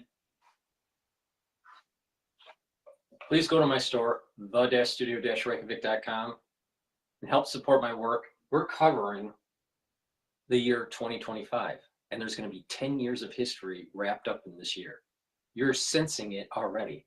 Every day is breaking news. Every day. Please go to my store, the-studio-reykjavik.com, get the great supplements, follow the way I stack, These are things that I take to improve my health. Now, Boomer Boost is a great way to get healthy. It has 68 nutrients.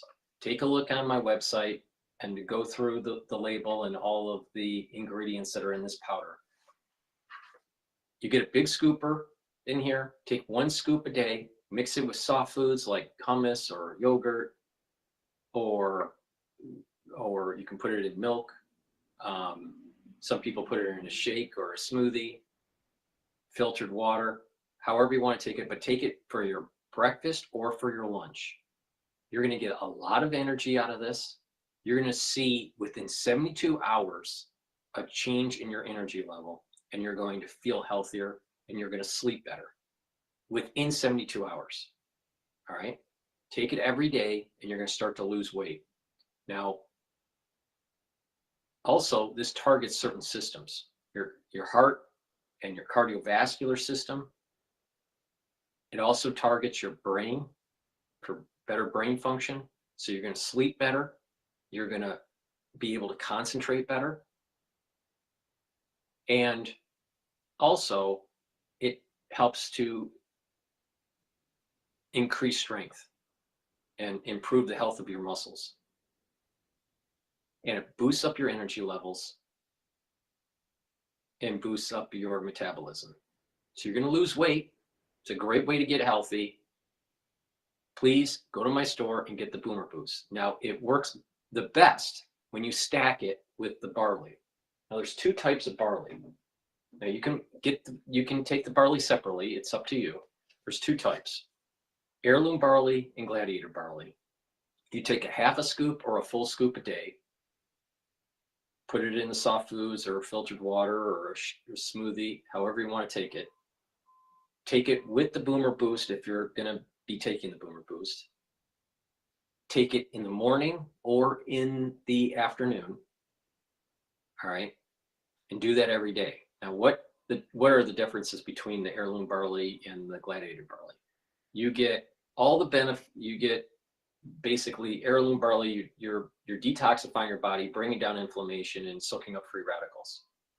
All right? So you can just take this and you're going to get healthier. It's a high density protein. So take a half a scoop or a full scoop of this a day to detoxify your body, to get high density nutritious protein, and to soak up free radicals.